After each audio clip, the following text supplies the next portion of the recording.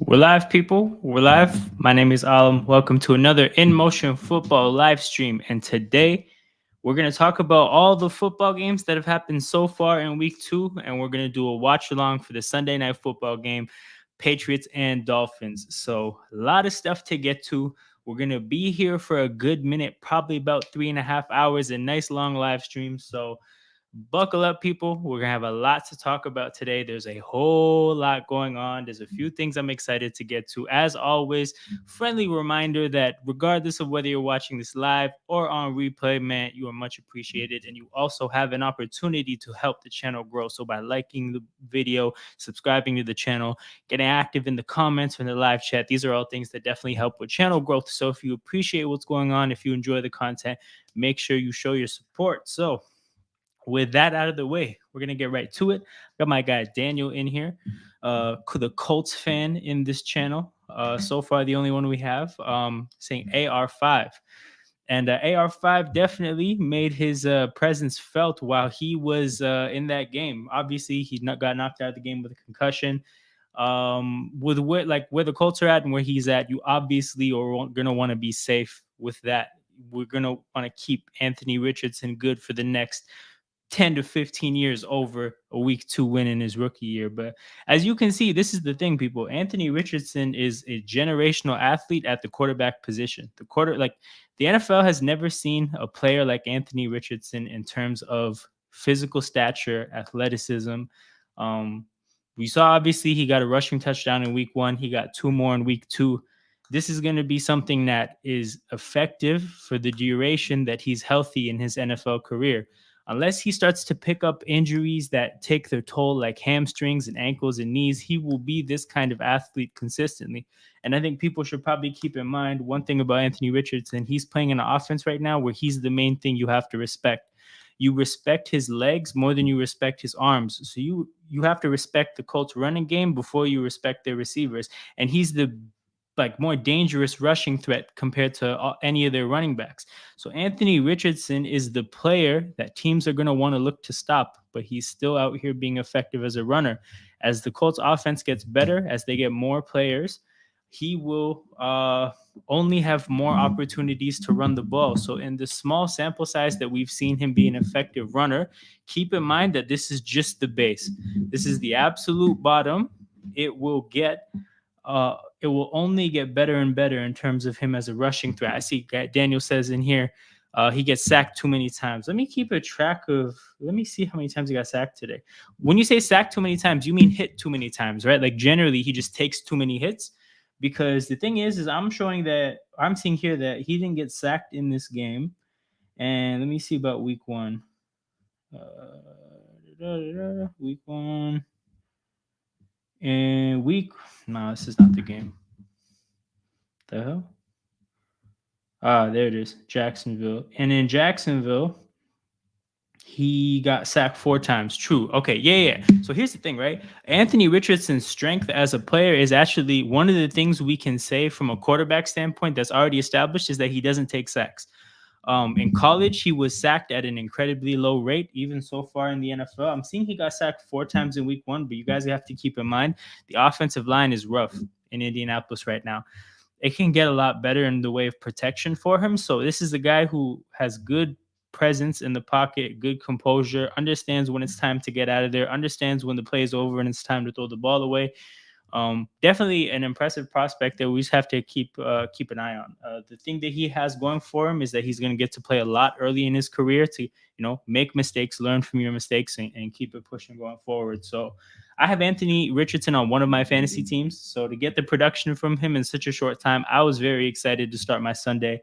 But yeah, that's the thing. Like with the Colts, like I said, Daniel here has them at 11 wins. He's a very optimistic fan, and we love that for him. I don't have them winning anything close to 11 wins, but he will get to play throughout the whole season. He will get to learn a lot.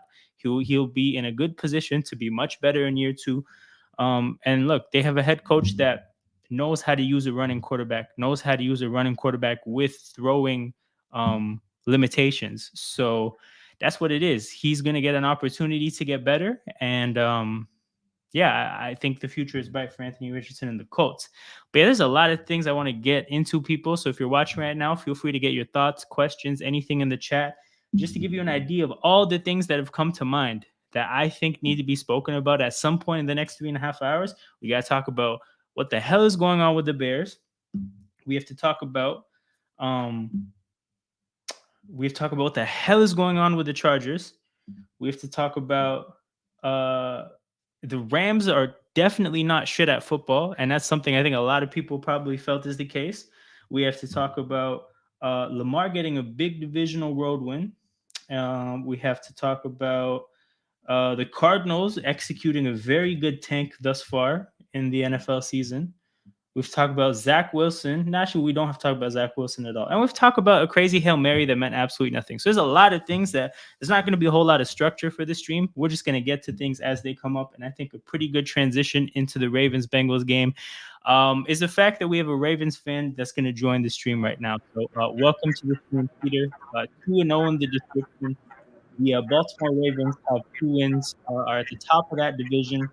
Um, Coped very well with a bunch of injuries this week, and seemingly are at a very strong position to start the season. So, what do you tell me, Peter? I told you guys, the injuries are not that big a deal. Yeah, you were definitely spot on about that. Definitely. Like, it's not that deep. Like, to be honest, the biggest injury I think was Dobbins, funnily enough, because I think Lamar doesn't really want to run the ball. Yeah. But your other options are Justice Hill and Gus Edwards, so you got to kind of get first down somehow at some point. Yeah, you're not But going to get the explosion with those guys. yeah, but like to be honest, in the last 3 games, the Ravens defense has given up 16, 17, and 17 against that Bengals offense that everybody acts like is the second coming of Jesus. 100%. Right? So like that's why I was like, half our secondary's there, half of them are backups, they'll figure it out. If they get pressure, then it'll be fine. I Yeah. have no issue giving up the touchdowns on the press coverage Yeah. and having our Darius Washington get beat by 6'4" T. Higgins. Yeah. Like, it doesn't really bother me. Like T. Higgins is probably the best number 2 receiver in the NFL. So like, it's also like 6'4", so it is what it is. You know. Yep. But to be honest, I thought it made sense. Like the thing with the Ravens is, if you just keep the chains moving and you can slow down the pace of the game, Yeah. then you can kind of shorten the game. I Yeah. get it. Giving up a punt return touchdown, not great. Missing a long Yeah. field goal on a nice sunny day, not great.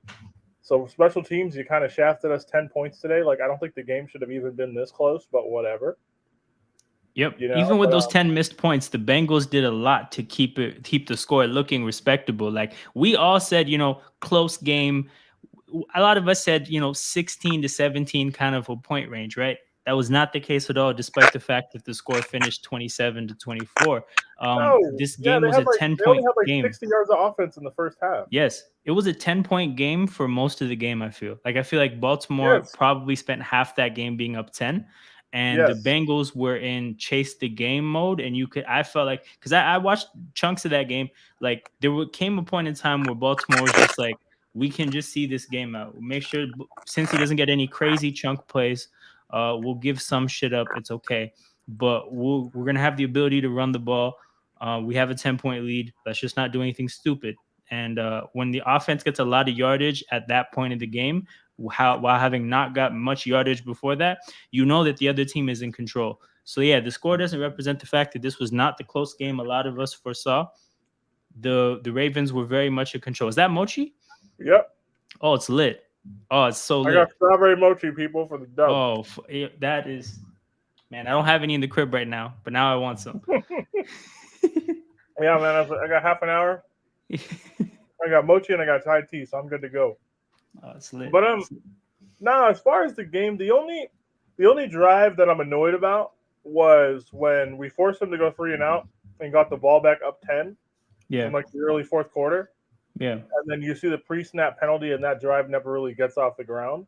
Right. Like I'm not upset at being up 10 and making a team use 4.5 minutes to score a touchdown when there's only 8 minutes left in the game. Like I'm kind of cool with that. Because at the end of the day, if you can't get 2 touchdowns when everybody knows or 2 first downs when everybody knows you're going to run the ball, Yeah. you're not a very good team. Yep. Yeah, But especially with your running game, you're very comfortable with having the ball, three and change to go, up three. You feel pretty good about not giving the other team the football, and that is what happened in this game. yeah, and I'm listening to the announcer say like, "Oh, the Ravens need to pass it. They need to pass it." I'm like, "Bro, like, no, we don't. Every jet sweep is like 6 yards. Why do we We need to take pass that. it? We Don't take fucking that. pass it." In that situation, what do you need? You probably need like what, three first downs to kill the game? We don't need It's yardage. We true. don't need yardage. We need, probably, depending on the timeout situation, we just need first downs. We do not need yardage. Mm-hmm. Um, so yeah, it's one of those situations where I think a lot of people did not see the game going the way it was, in terms of it not being close, in terms of it being high scoring. Um, yeah, I think this game is pretty interesting from that point for me. What do you think? Like, what do you think the reason is for it being so high scoring? Because it was not the Um, to be honest, the Ravens running game got going really early, yeah, and that forced the Bengals to load guys up in the box. yeah, And with the Ravens' weapons this year compared to last year, is like they don't suck. Like we yep, have, yes, we have Odell who went out in the middle of the game as yeah, a number one receiver. yeah, Your two is Zay Flowers. You had Mark Andrews this week, and you didn't have him last week. yeah. And then like our number four receiver on the depth chart is Nelson Aguilar. Which is very good for number four. Yes, so it's This is like a okay, you have single coverage across the board. You have a quarterback who can make the intermediate reads and who can fit the yeah, ball in the windows, yeah, and you have running backs who can take the checkdowns and like get yards with them. yep, You know, it's like you're not trying to get 20 yards per chunk play because you don't really have to. Just take the intermediate stuff, force them to continue to load the box, and then like you saw with Aguilar, you throw the slot fade when you have the one-on-one matchup. yep, You know, it's like I was like, it's there if they want to do it. And the first one they threw, I'm like, oh, touchdown. I'm like, yeah, that was easy. yep, You know, so like when the running game gets started, you have to commit players to stop the run because I know it's a new offense and all this stuff, but they would have just kept running the ball if you're going to see 6 and 7 guys in the box. yeah, It's fine. Like you have to do it. You know, so if you're going to let them run the ball down the field, then yeah, the Ravens can score points. Granted, we only scored 27. There's yeah. some like weird obscure stat that we haven't scored 28 points or more in like a year now. Wow. But, like if you're scoring 27 every game, like I don't really see what the difference is. I don't know. The I thing don't. is, like, 27 is enough, given that you have a defense that you Mhm. guys do. Like, you guys, and that's the thing about people saying the Ravens should pass more or whatever. Like, it's not about winning the football game in accordance with like a particular way of playing football. It's just about getting the win, right? And running the ball, playing defense, controlling the clock. Uh, these are all things that are very good for winning football games. The idea that Lamar only throwing for 237 is a bad thing is crazy. Um, Mm-mm. that type of shit is really annoying. And again, this is all stuff that I'm pretty used to hearing at this point, given the fact that Jalen Hurts is my quarterback. I'm very familiar with the criticisms. I remember some of this shit with Michael Vick as my quarterback. You get a lot of really dumb narratives that come along with commentary about the offenses that are very effective with certain kinds of quarterbacks. So Yep. it is what it No, is. yeah, it's very dumb. Like I'm looking at it now. We threw the ball 33 times, ran it for 37 times. Yeah. I don't know. I don't think that's a bad split at all, considering they had the ball for 6 minutes and 8 seconds more than the Bengals. I don't really Yep. see what the issue is. For sure. I don't know why people are demanding that Lamar throws for 350 yards every week. Like this is kind of the game that I want to see. I Mm-hmm. want his legs to be acknowledged as a running threat. I want him to be able to win when he's facing single coverage on the outsides. And I just don't want us to turn the ball over. Yeah. You know, like I can live with the odd penalty on defense. Yeah. What I don't like and what I won't stand for is like just the pre-snap penalties on offense, things that get us behind the chains because we are a Yeah. horrible offense once we are behind the chains. Yeah. You know, like it's complementary football and like people don't get that. But I think a lot of the division games or games against other good teams are going to look like they look today. Yep. There's no reason to like start a track meet if you can just beat people up. There's no reason in the AFC to want a track meet against Mahomes. It just doesn't make sense There's to no reason to actively want to track want meet that. against any of these guys. Really, None like, of these guys. Like, in my opinion, a part of the reason why the Eagles lost the Super Bowl is because they got in a track meet with Kansas City when they had the ability to just control the game, but they kind of chose not to. Um, if you have the ability to keep great quarterbacks on the bench, you should do that every opportunity you get. mm-hmm. Shout out my guy Leon, Patriots fan that's been tapping in. So his Patriots are on TV. We're about to see what they do in prime time, as Peter would say in front of the host. Yeah. I don't know. What do you think about this game? Oh, this game in particular? Okay, so I'm actually interested to see what the Patriots defense does because I actually think their defense should be pretty good. And I think a big part of it is the fact that their first round pick and their second round pick look like very good players, and it's a corner and a pass rusher. So if you can add a pretty good corner and a pretty good pass rusher to your team for cheap money, that does help, but it might be Uh-huh. quiet when it comes to like how people look at your team. I want to see what the Dolphins defense does because like I think they're a lot better on paper than they played against the Chargers. They have an opportunity against a Patriots team that has like quite a bit of limitations offensively. I'll see what they. I want to see what they can do. And then yeah, so the thing that the Patriots did against the Eagles last week that I thought was pretty impressive, and I think was a pretty effective game plan is basically just alternating between blitzing and then dropping into like really like 7 or 8 man zones, sometimes even 8 or 9 man zones, and just constantly basically taking away big plays by either taking them away because you have a lot of numbers in a zone defense or because the blitz takes away the quarterback's ability to wait for the deep passes to develop. Now, Miami, similar to Philadelphia, also like part of what they do is get deep shots down the field. So it worked against Yeah. Philadelphia. I want to see how it works against Miami.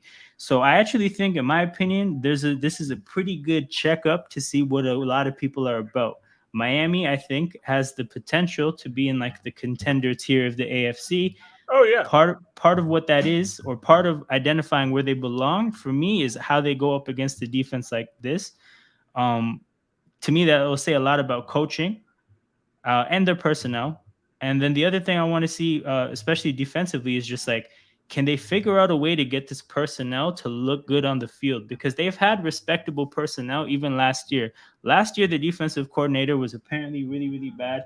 Now they have Vic Fangio. So I need to see that be a thing. And then what else? Oh yeah, Dolphins run game. Can they run the ball at all? Because I'll be real, I just Tua staying healthy like is one thing, and of course like they need to keep him healthy and whatnot, or like keep him clean in the pocket. But like if you're dropping him back 50 times a game, I just think that adds to the percent chance of him getting hurt. Just Yeah. dropping him back more and more. So there's a few things I want to see about this game. No, yeah, I think it's interesting. Just for me, I want to see. I want to see if Miami can win games in different ways than just throwing for 400 yards a game. Yep. That would like because you're just not gonna be able to do that every week. Yeah. I think Miami's more talented. I think they're a better team, but at the same time, I think the Patriots are going to find a way to win this game. I hear you. I know exactly what you mean. I think the way the Patriots made it a game against Philadelphia, I definitely think they'll make it a game against Miami, and they do have definitely have a chance to win this game. Like Yeah, at the end of the day, right? Having tools is one thing. Understanding how to use tools to like effectively create something is another thing, right? I think of Miami course. could be a case of a team that has the tools, but then doesn't know how to like be an actual contending team with those tools because like you said about winning games this one way, right? When you're in the playoffs, you have to win 3 to 4 massive games in a row to win a Super Bowl. There's a pretty good chance you'll have to win those games differently. There's a Oh next yeah, to every no every percent playoff chance. game is different.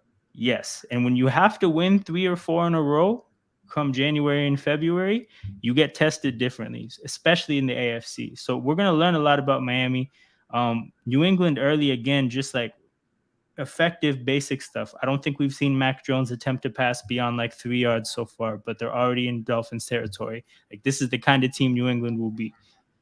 But like at the same time, if you can get your guys in space and continue moving the chains and shortening the game, Yeah. I just don't know why you wouldn't do that. Oh, 100%. And that's the thing. I don't even say that as a criticism against the offense. I say that as a bright spot in terms of like keeping the training wheels on Mac See, Jones, now you you know? just had your first negative play. Yeah. So now it's like, okay, now we're in 2nd and 12. Are they going to kind of concede defeat on this and settle for a longish field goal, or are we going to try and push the ball down the field? Yep. That's the one thing with like this kind of game plan. It's you can't really afford negative plays or like pre-snap penalties. Yep. You have to play like clean football, like fundamentally sound football. Special Yeah. shout out to Sam Mustipher, man. Sam Mustipher. now they took a sack and now this drive is screwed. All right. Yep. So something I guess that needed to be mentioned about the Patriots. I think they only have one starter healthy. I think on the offensive line. I'm gonna check that right now. That's definitely something that I don't think I thought through entirely. But yeah, things were bad for them. Guy comes uncovered on a blitz. Fair enough. That's kind of the quarterback's fault. But all right. 3rd and 21. Let's see if we got anything cooking for this. Fake screen. Here we go, baby. No, we don't. We get maybe a half a yard.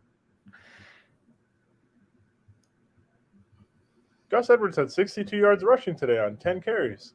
Yep, he had the long run. He has the longest run of 20, I think it was. Okay.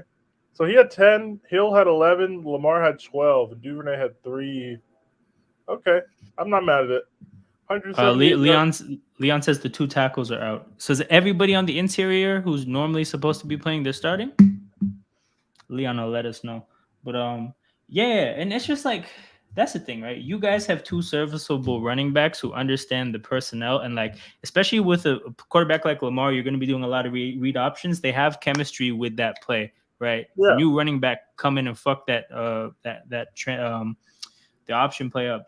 They have 2 running backs, right? And then like they have weapons. I think everybody is going to respect the main 3 guys with Andrews, Zay Flowers, and OBJ. But like the thing about Nelson Aguilar, like this is a guy who had 13 catches in a Super Bowl against a Belichick defense, right? Like this guy is a serviceable guy. He has serious drop issues, but those were a problem when the Eagles wanted him to be a wide receiver 1. And once we kind of just realized, hey, be a slot receiver where there's like 2 or 3 guys in the offense that are more important than you, he's actually like totally serviceable.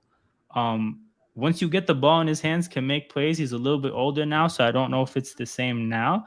But like, yeah, you'll get the drop here and there. You'll also get some decent route running and some decent like yards after the catch potential. So, and they have Duvernay to run the random 63 today. Yes, and they have Duvernay as well to do the random gadget play shit, right? Like they have options. You have to respect a whole lot, and these are the circumstances I've kind of wanted to see Lamar in and haven't had the chance to yet. So I'm happy for him. I think we're going to see him play at a different level when it comes to just like actually just playing football. Like not statistically like he'll throw for 6,000 or anything, but you'll just see him playing football at a higher level. Yeah. The Bengals are an interesting team, man, because like they have Tyler Boyd, they have Higgins, they have Chase, and they have Mixon as like their offensive weapons. Yeah. But outside of that, that's just what they have, and that's what they run with. Yep. Also, I don't know if you saw this, but Joe Burrow was limping at the end of that game. Yeah, I put a message in the group chat. I think the Q&A group chat. They said that he tweaked it. He tweaked whatever injury he had at the end of the game. So that's terrible for them. They play the Rams on Monday night. If they don't have him playing, they're losing that game. Because the Rams are like it's going to be spoken about at some point. But the Rams are not a shit football team like I thought they might be. They'll beat the Bengals without Joe Burrow. Because their quarterback, I think their backup quarterback is a guy named Jake Browning or something. It was a name that I'd never heard of. But you know what? Let me look at the Bengals depth chart. Yes, their backup quarterback is a guy named Jake Browning. Who the fuck is that? I have no idea. I'm seeing now he's been on their practice squad since 2021. So this is a 2-year practice squad guy that nobody wanted to call up on a 53. Damn. But yeah, so he was hobbling at the end of that game. He didn't look great, and like with calf injuries, that might be why actually the Bengals are really not at the beginning of the game. They were just taking short throws and weren't able to push the ball down the field. Yeah. My theory is they know he's cooked, so they're just asking him to not have to do too much. Yeah, that makes sense. That makes a lot of sense. And like they waited until they were down before forcing him to do things. Yeah. Yeah, basically, like you want to make him do throws that require him to like exert less and less on his body. Like you can make a 15-yard throw probably with a lot of arm. You can't drive the ball down the field with only arm. And now Yeah, when you're actually like exerting with the rest of your body, you do risk fucking shit up.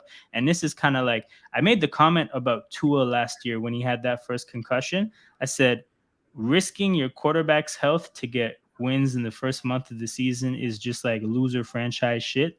To not yeah. understand that your quarterback being Well, there goes healthy, Tua. He gets down. That's pretty smart.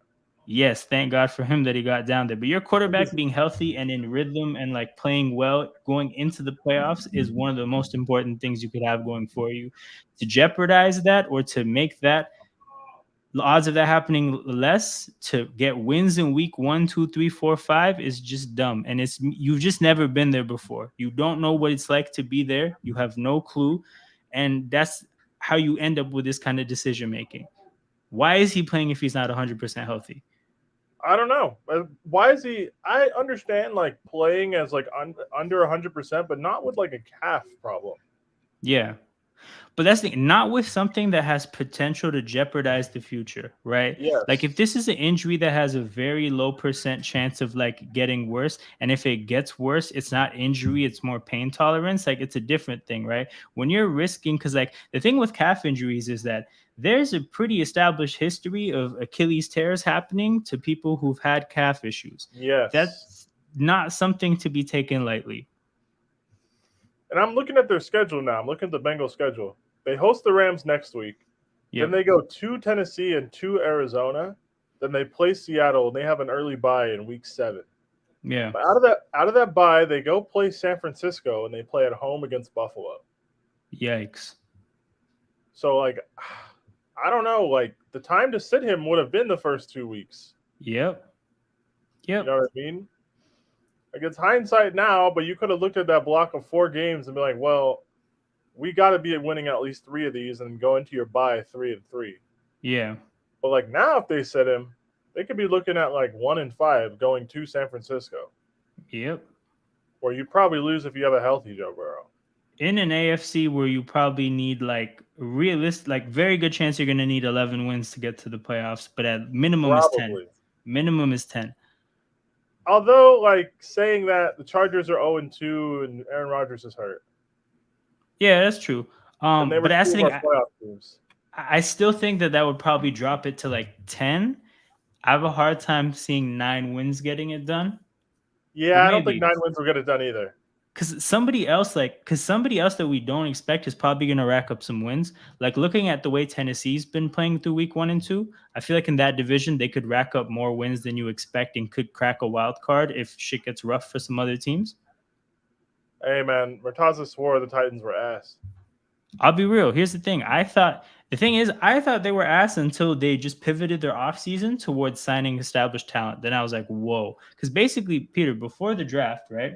They were Mhm. signing free agents that were like upside free agents. So, for example, they signed a guy, Andre Dillard from Philadelphia, a first round pick left tackle that got beat out by a seventh round pick, who's good, just not good, better than the other guy who didn't play. So it's like, yeah, like this is a player who might be ass, but he might be good, right? But they gave him a chance. They signed a guy named Arden Key, 5-star player out of high school, couldn't figure it out in college, did nothing on I think the Raiders off his during the duration of his rookie deal. They gave him a chance. Could be ass, could be good. Now both those players are playing pretty well for them, right? A lot of their flyer free agent guys are good, and then when they got a quarterback in the draft, which is I think the turning point, I think they considered blowing it up for a quarterback until a quarterback fell to them in the second round of the draft with Levis. And they Okay. just said, fuck it. We have a guy. Like, let's just roll now. So then they go sign Nuke. They don't trade Henry or Byard. They keep their established talent together, and now it's just a completely different team than I actually initially thought. Even their linebacker, they signed a backup on from the Niners last year, who again wouldn't play because they have great linebackers, but the guy's good too, right? Like they made a bunch of understated signings. They're actually not a bad football team at all. And yeah, it gets like that. I'll be honest, they play at Cleveland next week. That's a winnable game. Yep. Titans play at Cleveland, then they host Cincy. If They Joe they Burrow's also if Joe Burrow's not correct, that's a winnable game too. they also drafted a running back that they're giving carries to, and it seems to be like okay. It's an okay replacement, as in they're not getting their running game ruined, and they're getting Henry some like reps on the bench to just like stay fresh. Is it So this guy Chestnut or Haskins? no, hold it. It's a Tajay Spears. They have 3 young running backs then. Crazy. Yeah. Tajay Spears. Let's see. Yeah, he had 8 carries for 49 yards today. Good for him. They can do that. They can keep Henry fresh for the end of games. So it's like for their blueprint for winning football games, that's actually big. Yeah, I mean, shit, if you can get 50 yards from a backup running back, Yep. like, yeah, absolutely. You can beat the Chargers and make them 0-2. Hey, man, the fucking Chargers signed Herbert to the Supermax and haven't won since. For real, for real. Hey, we got one of them desperate games. Chargers go to Minnesota next week. Oh, my goodness. Those are the AFC and the NFC equivalents of the same team. Hey, look, Chargers go to Minnesota, then they host the Raiders. They better beat the Raiders, but they have an early bye in week 5. And then out of the bye, they play at home to the Cowboys and at Kansas City. Yikes. My God. This Miami drive, hella impressive, not going to lie. Yep. You know what? This team might be good.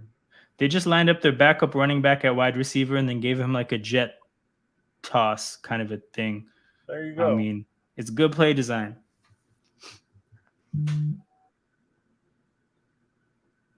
Random fun fact. So that backup Dolphins running back that got that pass, right? Mm-hmm. The sicko fantasy football sicko I'm in, I stumbled into a 32-team league last year. And basically how it worked is like the league just drafted because nobody wants to be a part of it and had like 21 empty teams that would either be managed by like a CPU during the season or people if they joined the league. So it's like I just joined a team that was already drafted. It was hella fun because it was just like a really, really random fantasy football experience. So I joined another one this year, and Salvon Ahmed, that backup running back, is in my starting lineup because that's about as good as it gets in a 32-team league. You start backups and pray to God they get a touch. So that might have won me. Like that play right there may have won me a matchup. Yeah. A little 2 points from a backup running back, you need that. I do want to say I gave you guys incredibly mixed betting advice last week. What did you tell people? Raiders to cover didn't happen. Oh yeah. Seahawks to cover did happen. They won outright. Yep. Ravens to cover did happen. What else did I speak on today? Jaguars to cover? Nope. Didn't happen. Under on Colts Texans? Nope. Anthony Richardson said, fuck that. I'm getting 2 touchdowns in 5 minutes. My goodness. Tua. So I think I'm ahead of you. Must be ahead of you. But yeah. That's fine. Whatever. My shit buffered, so yeah, you're probably like 8 seconds ahead of me. That was hilarious though. That's funny as fuck. That's a hilarious way for a great drive to end. For real. So that's the thing with this Miami team, right? I think they benefit a lot from spacing and the fact that they have 2 very dangerous deep threats. I just saw the replay and I couldn't help but laugh. So it's like, of course, up until you get to the red zone, it's fine because, you know, you're pushing a team's safeties fucking 40 yards down the field. Yeah. You open up a lot of space. You can get really creative with like people going in motion and shit, right? That shit tends to bog down pretty quickly when you get to red zones. It did here. Field's shorter and you've got the same number of defenders in a smaller space. Yep. Not to like obviously make a huge deal over one drive, but I used to be a fan of an Eagles team that had Deshaun Jackson and Jeremy Maclin, which basically operated on a lot of the same principles, and they would bog down in red zones as well because like you kind of need you want a guy who's like gonna win off physicality, whether that's a receiver that can basically catch 50-50 balls, whether that's a running back that can run through contact. You want to have that part that kind of ability on your team for this part of the field. And those Eagles teams never had anybody like that because they had LaShawn Yeah. McCoy at running back. This Dolphins team is kind of built in the same way. And obviously, I don't watch this Dolphins team as much or with the same closeness than I would watch those Eagles teams. But I wouldn't be surprised if they run into similar issues. They had Mike Gesicki last year, basically just said, fuck that guy, never used him. They didn't replace him. The other receivers are also small, short, fast, shifty guys.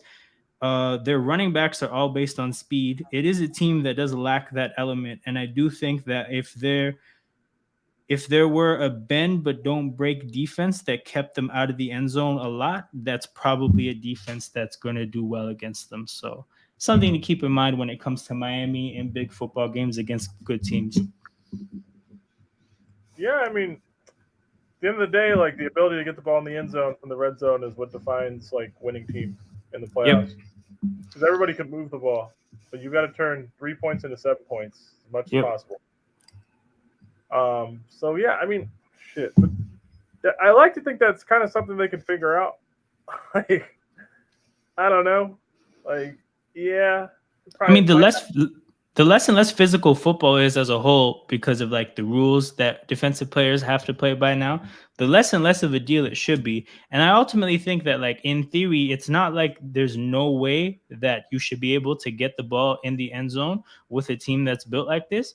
It's just something that tends to happen though, right? So like you have to give the Dolphins an opportunity to prove you wrong. But the yeah, it's just interesting something to watch thing, for. like I feel like I've seen in the first 2 weeks of the season is teams who can line the ball up and run it when everybody knows they're going to run typically do better in the red zone.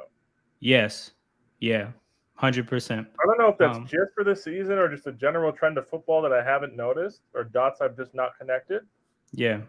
But I feel like if you can fucking run the ball for 3 or 4 yards, yeah, on 2nd and goal from the 6, yeah, you're gonna do a lot better than just throwing that bitch 3 times. 100%.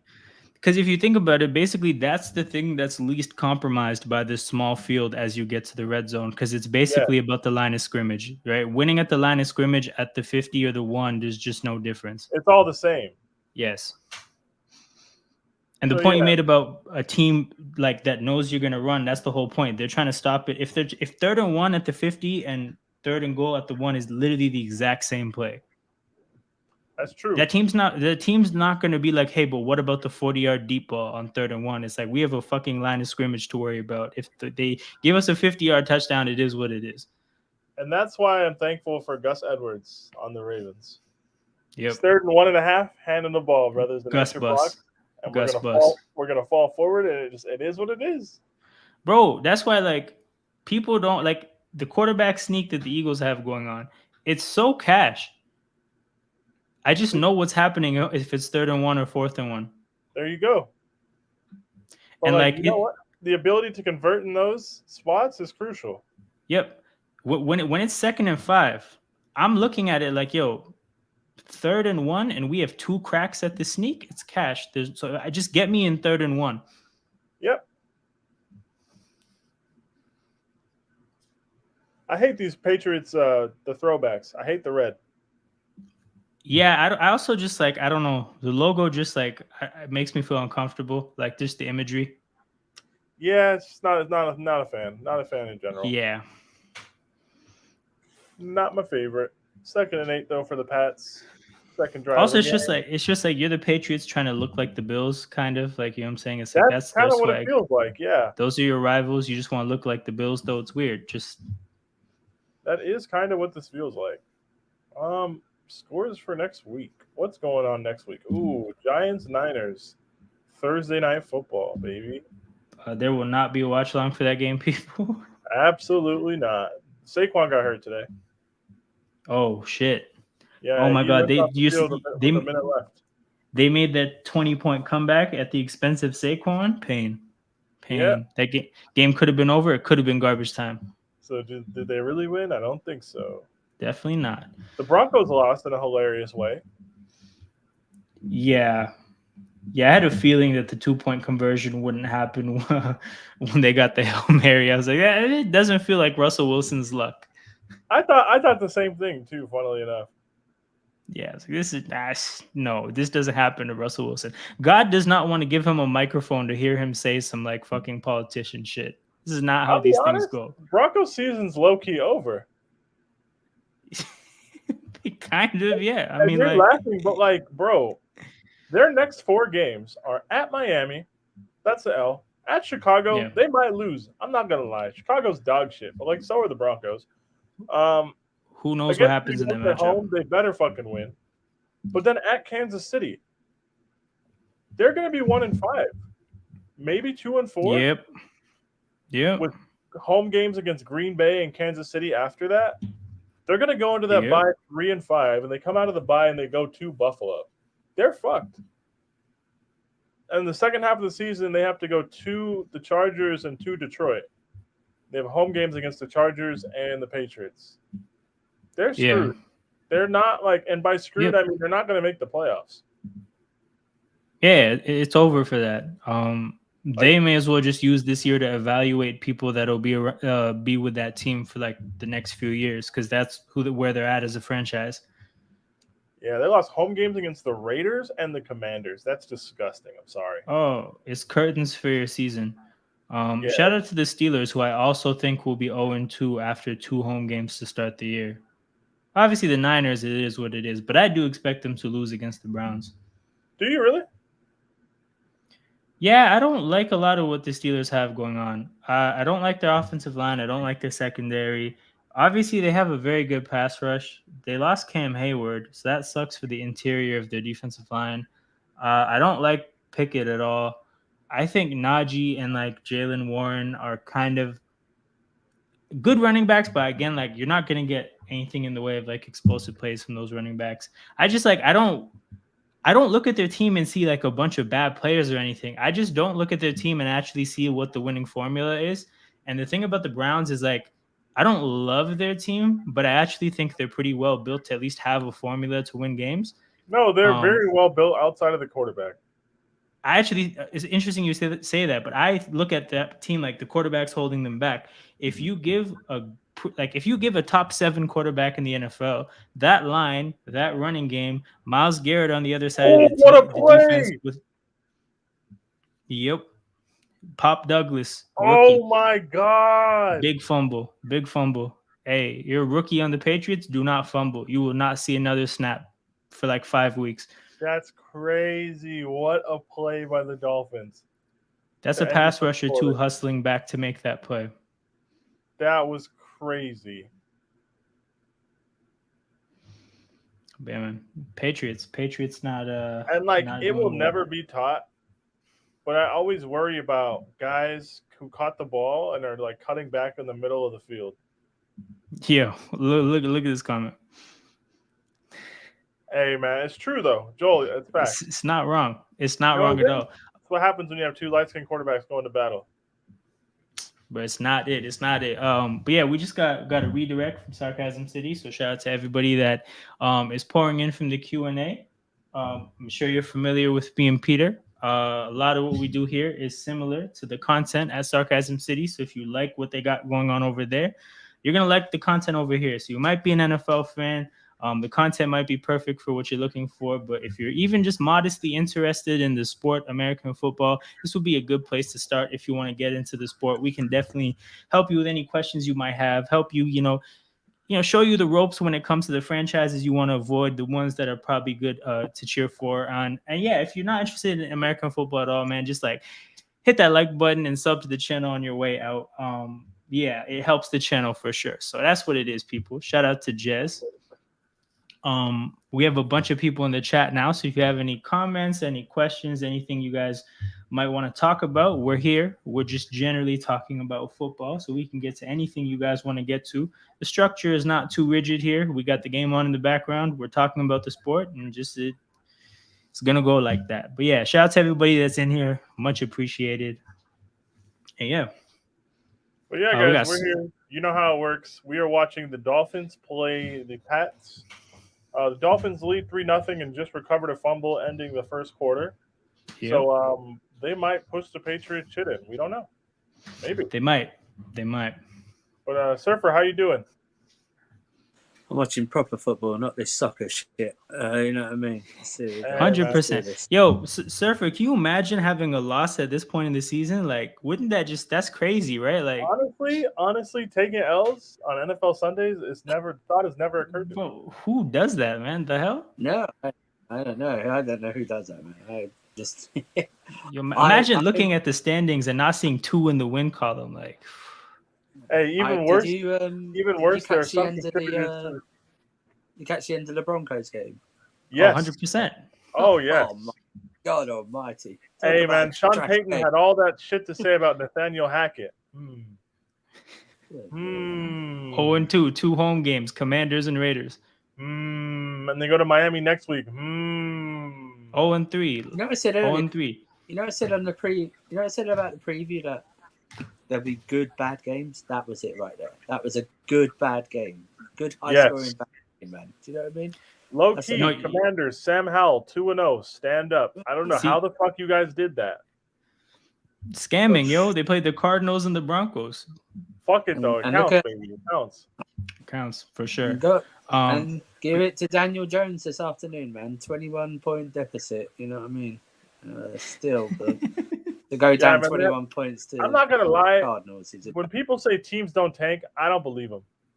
oh, No. 100%. That team is tanking. yeah. That was I don't know.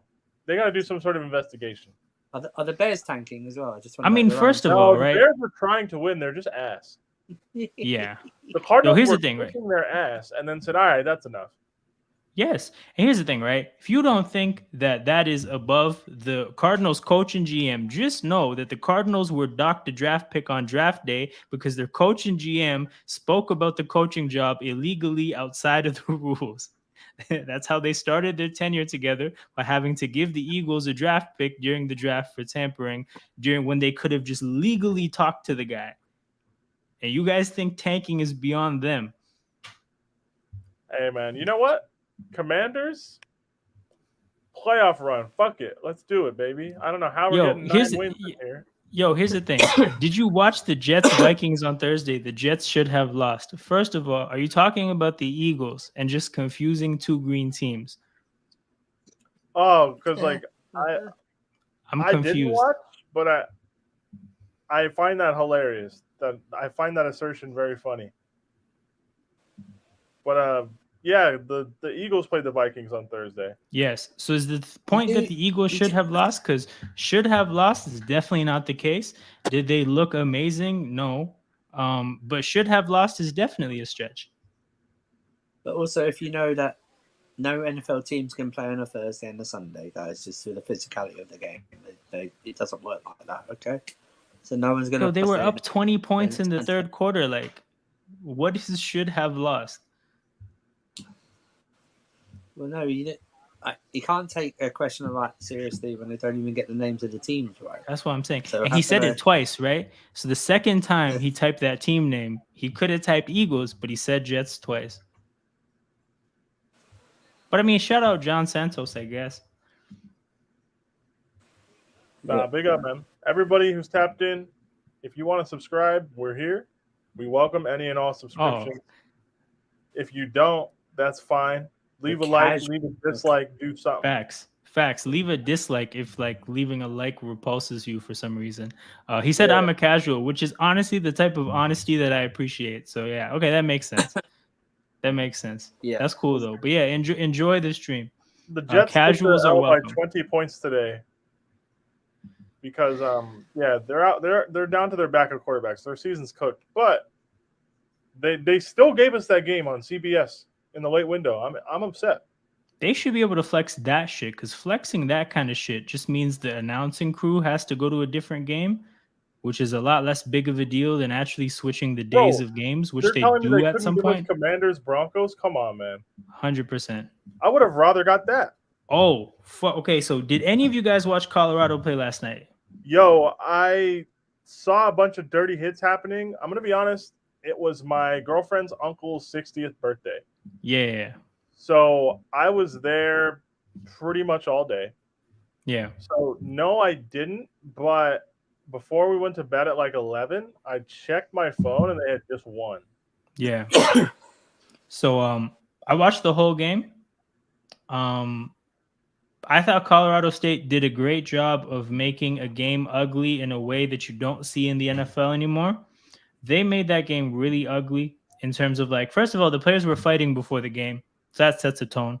And Hey, then we they love came that. out. They came out during the game and just hit the shit out of people at every opportunity. A Colorado player, Shiloh Sanders, got hit 7 yards into the end zone on a pick six because that's just how Colorado State was playing. I don't know if Colorado was ready for that, but they steadied the ship and they got it done in the end. I think they were down 11 in the fourth quarter. Colorado State is actually like they have a receiver that's really good. I'm pretty sure they have a receiver that's going to the NFL. They have some other guys that are okay, but like they play good football. They played a lot better than I think people would expect, given that Colorado was favorites by 20. But the Colorado has NFL talent, man. Like Shiloh Sanders is very good. Shador Sanders is very good. Obviously, Travis Hunter, we didn't get a chance to see him play, but some of those receivers on Colorado are decent. It's interesting that it was the game even got to overtime, but Shador played a hell of a game down the stretch, man. That hit he took, that again is not a legal hit, and the guy was ejected out of the game. I think there's a 0% chance that he wasn't some degree of concussed for the rest of that game. Probably. And the decisions he made, the throws he made down the stretch, that's really what stood out for me. So it's a shame that Travis Hunter got knocked out of the game. They said he went to the hospital at some point. I don't know what that means about the severity of the injury, but I haven't heard anything too bad today. So I hope he's okay. And yeah, I'm just good that I'm happy that the Colorado State coach had to hold that up. I mean, I'm sure he probably feels good about how close the game was, but Jalen Waddle, okay, just barely gets tackled. I'm about to see it. I need fantasy points. Yo, I missed this, Jez. I completely missed this. Kareem Jackson, that's man. Denver? I have no idea, Jess.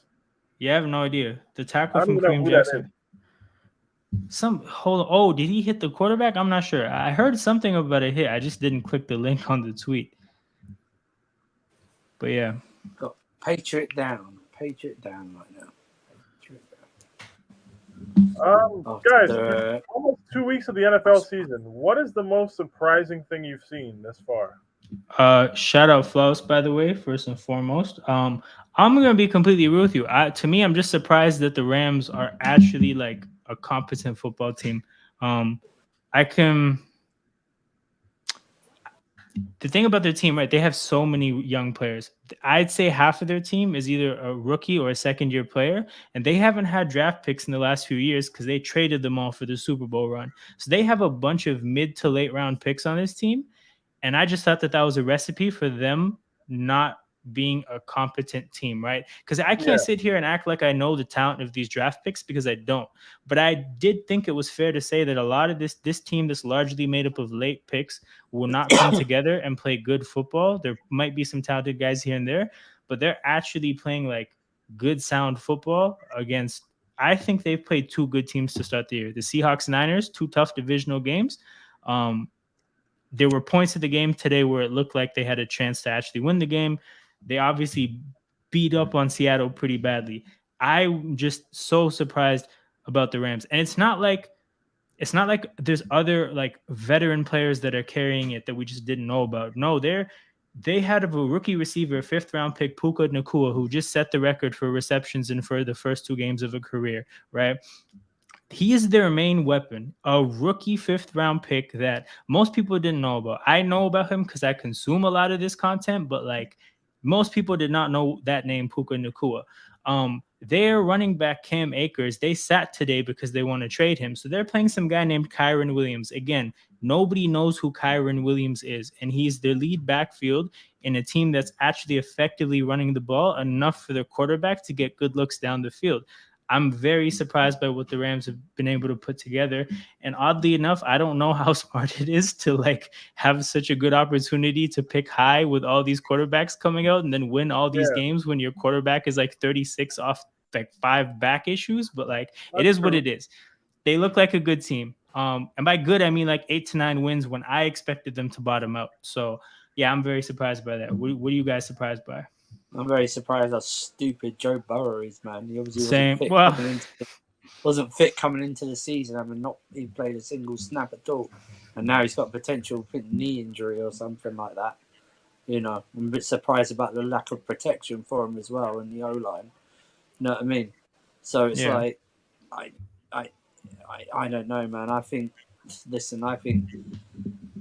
Bengals, who were a lot of people's pick for the AFC, are going to be that disappointing this season.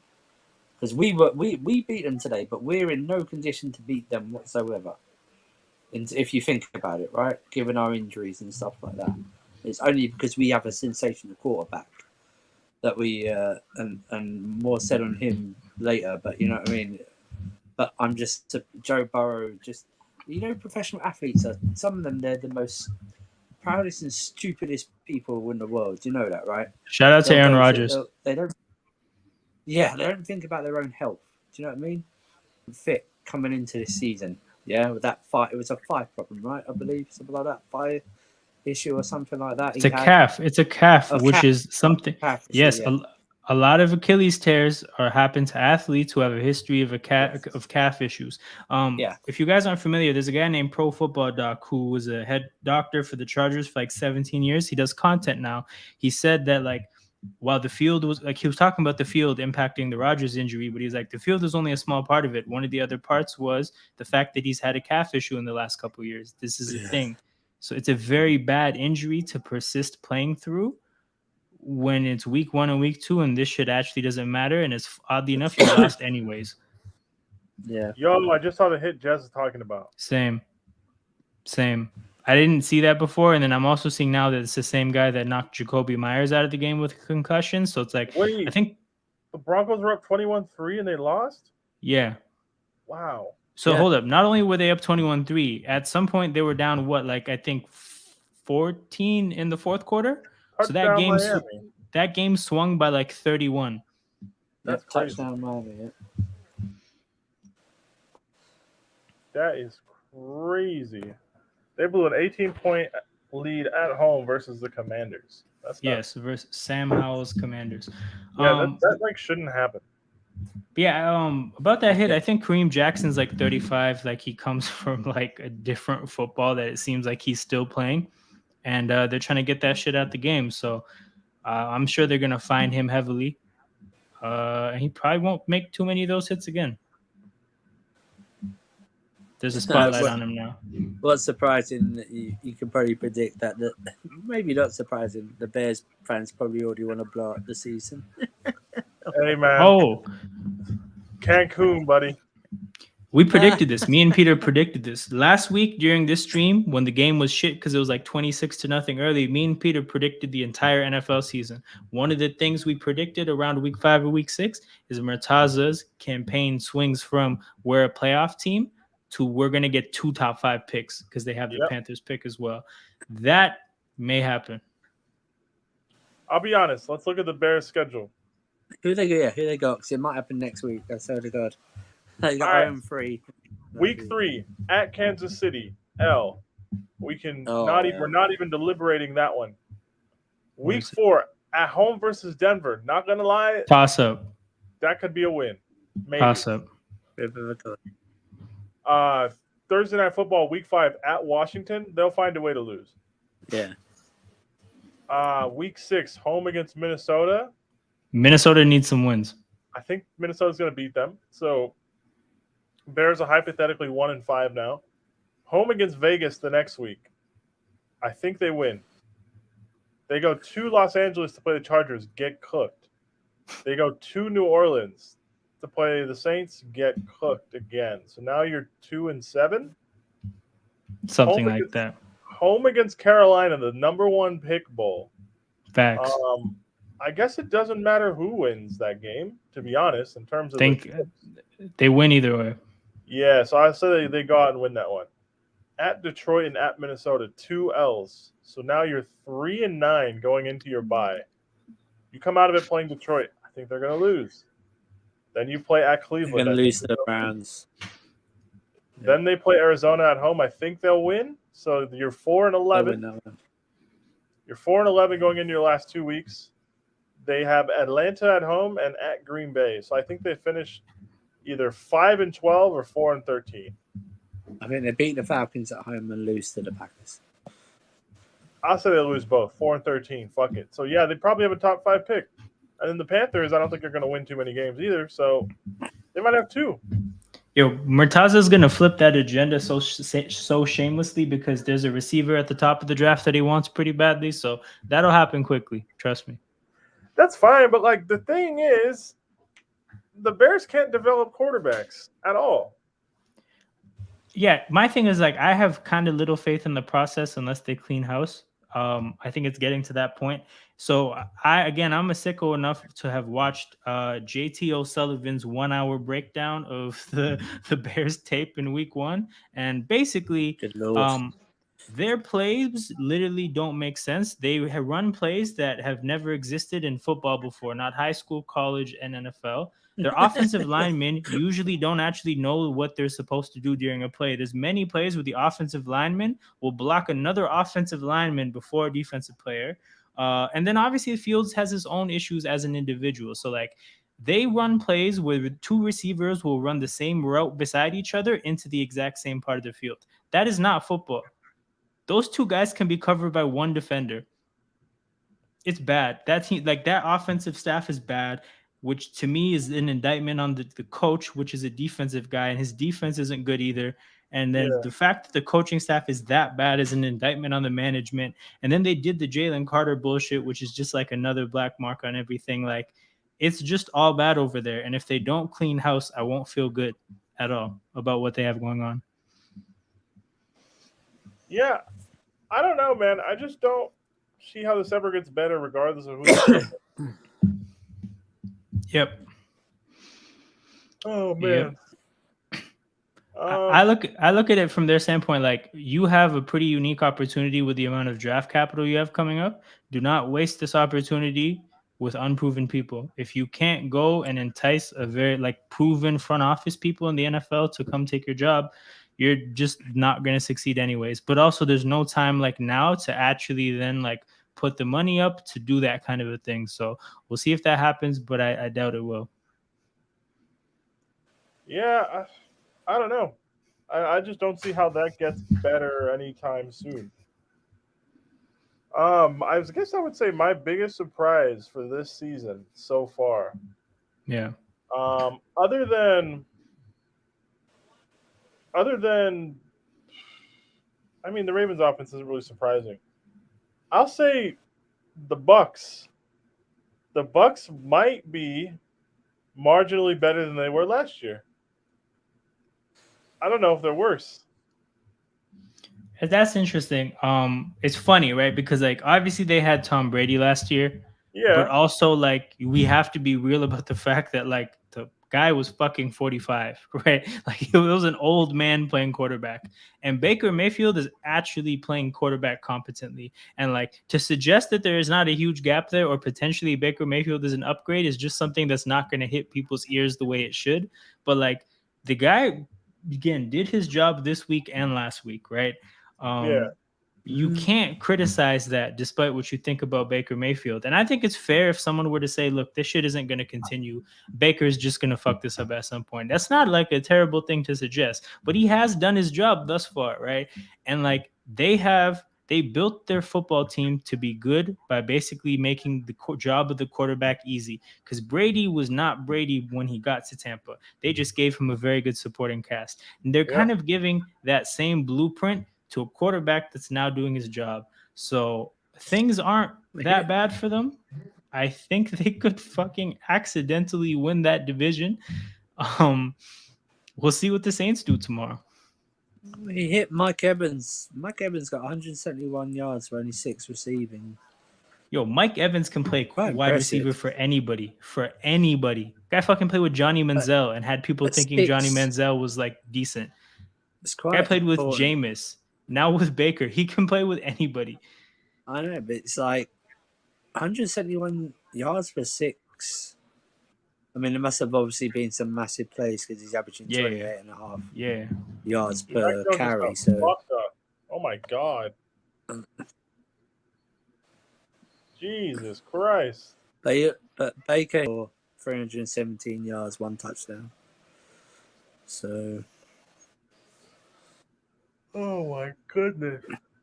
Poor Mac Yo, Jones, man. He's when they screwed. show you the replay where you can see the face he's making as he throws the ball, that shit's hilarious. Oh He no. looks like he's about to cry. That clip of Geno Smith saying "Oh my God" as Aaron Donald is like coming for him is like one of the most relatable on like mic'd up segments I've ever seen. Hey man, it's all right. We got it back today. 328 yards and 2 touchdowns. Told you niggas. I told you. We get it back.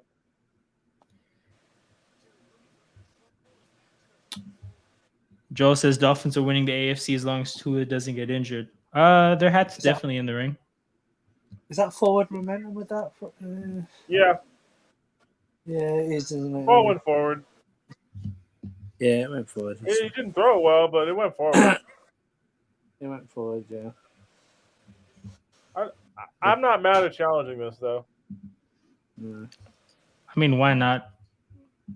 I don't think the Dolphins are gonna have to be in a situation in the first half where their timeouts are that big of a deal. Yeah, like I'm not mad at it. Huh.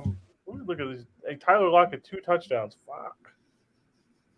Yo, Tyler Lockett still cash money. Crazy. Well, there was something else. Oh, did anyone watch any of Chiefs Jaguars? Because I watched a lot of that game. Nah, man. Early window, I was like fighting for my life. Orioles, Rays, and Ravens, Bengals. 2 screens. Yikes! How did the Orioles play? They ended up winning in the 11th. They were down 3-1 going into the bottom of the 8th. They pulled it out. Yeah, well, They won 5-4 in the 11th to salvage a split against the Rays. My God. They were down to the last strike in the bottom of the 9th, down to their last out in the bottom of the 10th to tie it to make it 4-4. yeah, Because now they have the runner on second base rule for extras. yeah. They won on a sac fly for the ghost runner in the bottom of the 11th. Oh, true. Damn. Okay. I mean, like, you take that. You take that. Yeah, it was kind of cheese, but I'll take it. Yeah, you take that for sure. Yeah, but it was good, man. It's a good win. So now they're 2 games ahead of Tampa. Season series is over. They have the tiebreaker. So, like, I'm thinking for the last 13 games, if the Orioles can win 7 of them, we should be good to go. That's reasonable. If That's we very can win reasonable. 7, if we can get to 100 wins, Yeah. I don't think Tampa can get to 101 because they play the Blue Jays Yeah. 6 times in their last week and a half. Yeah. The Blue Jays need to win to make the playoffs.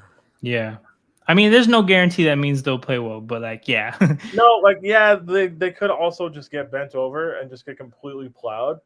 But, like, I don't think that's going to happen. Yeah. So, But, yeah, it was a good day, man. Like, Orioles won. Ravens won. Gray win. 2-0. Then, like, Sundays are just better when your team wins.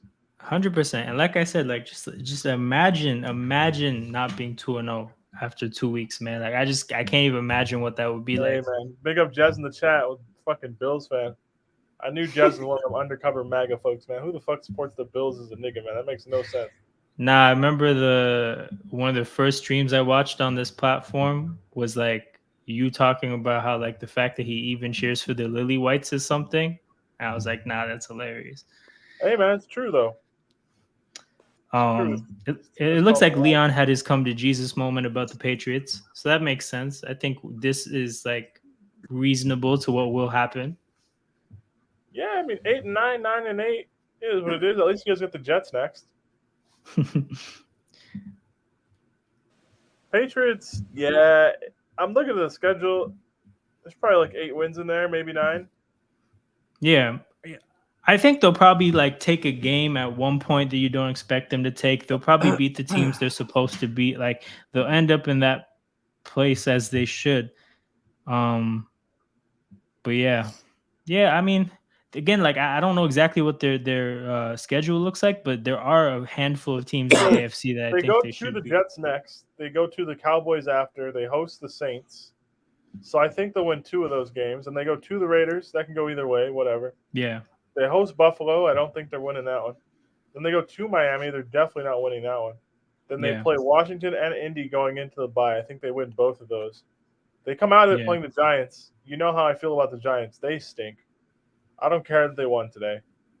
Then they host the Chargers, go to the Steelers, host the Chiefs, go to Denver and Buffalo, and close with the Jets. Yeah.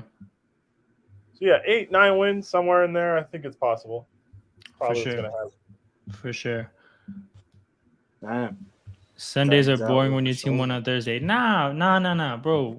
I enjoyed today's football. It was very stress free. Sundays are It the was best when your team wins on Thursday. I was chilling, just enjoying football. That's all it is.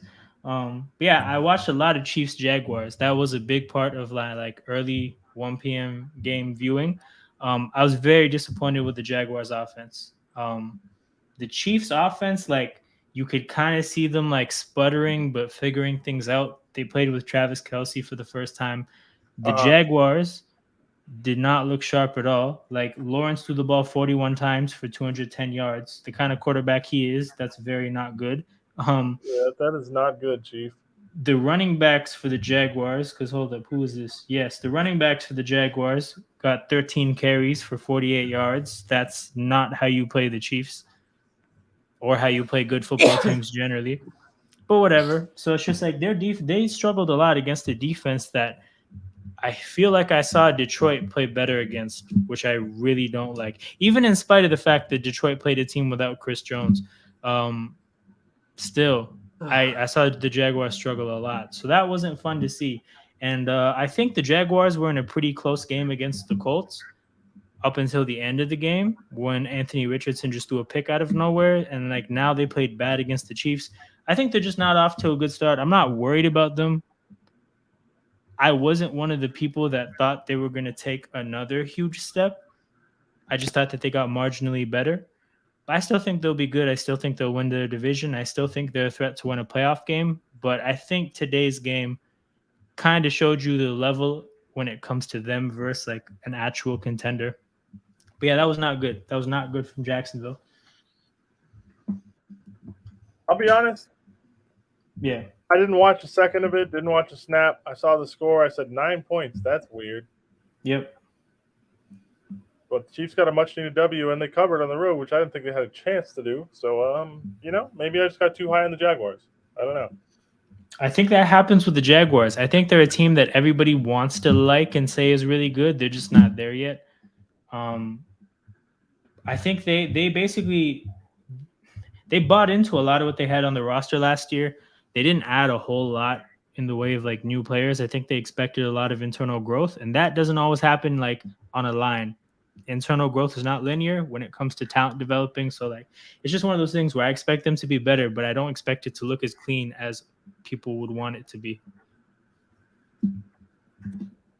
Yeah, I mean, I don't know. Also, though, like, look at the division they're in. I think they know that they're gonna probably be all right. Yep, they're moonwalking to that 4 seed at minimum. Yeah, probably the 4 seed, like specifically. But yeah, that's theirs. It has their name written on it. The Titans don't have enough, and Tannehill is not good. It's their division. hey man, Derrick Henry, 30 carries a week. Let's do this. I mean, look, their crack at the Jags last year happened with Josh Dobbs, who's now the Cardinals quarterback, like hilariously.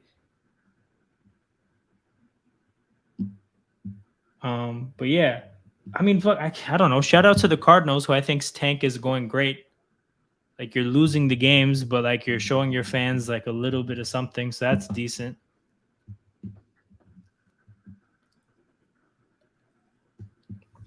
Daniel says our division is anyone's except the Texans. I don't know about all that, Chief. Hey man, I he's high on the Colts wins because they beat the Texans.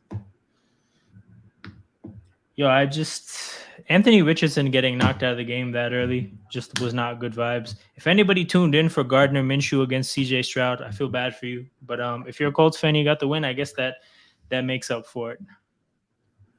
Yeah, man. I'll be honest. You bring Gardner Minshew to Baltimore next week, the Colts will lose it by 20. 100%. That no. They need to have Anthony Richardson healthy.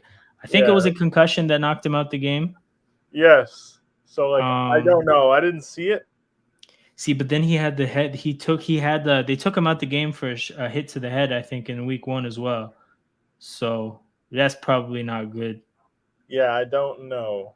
That doesn't sound like playing next week kind of a thing. But it is what it is. Like, just don't fuck anything up long term over stupid short term shit. You're not in a short term situation. This is still a 10-point game, people. The Patriots are at their own 44, second in inches now. Miami has not put their foot on the gas and got, far ahead in this game, which I expected because of the Patriots defense. But at the same time, Miami looks very much in control. I don't know. I'm looking at Miami's stats. How many rushing yards do they have? They're rushing at around like a 4 yards a carry kind of a pace. So that's good. If you can run on the Patriots defense, that is a big thing, I think, because if you have to throw against Belichick's like coverages with no ability to run the ball, I think that's where you could run into some problems.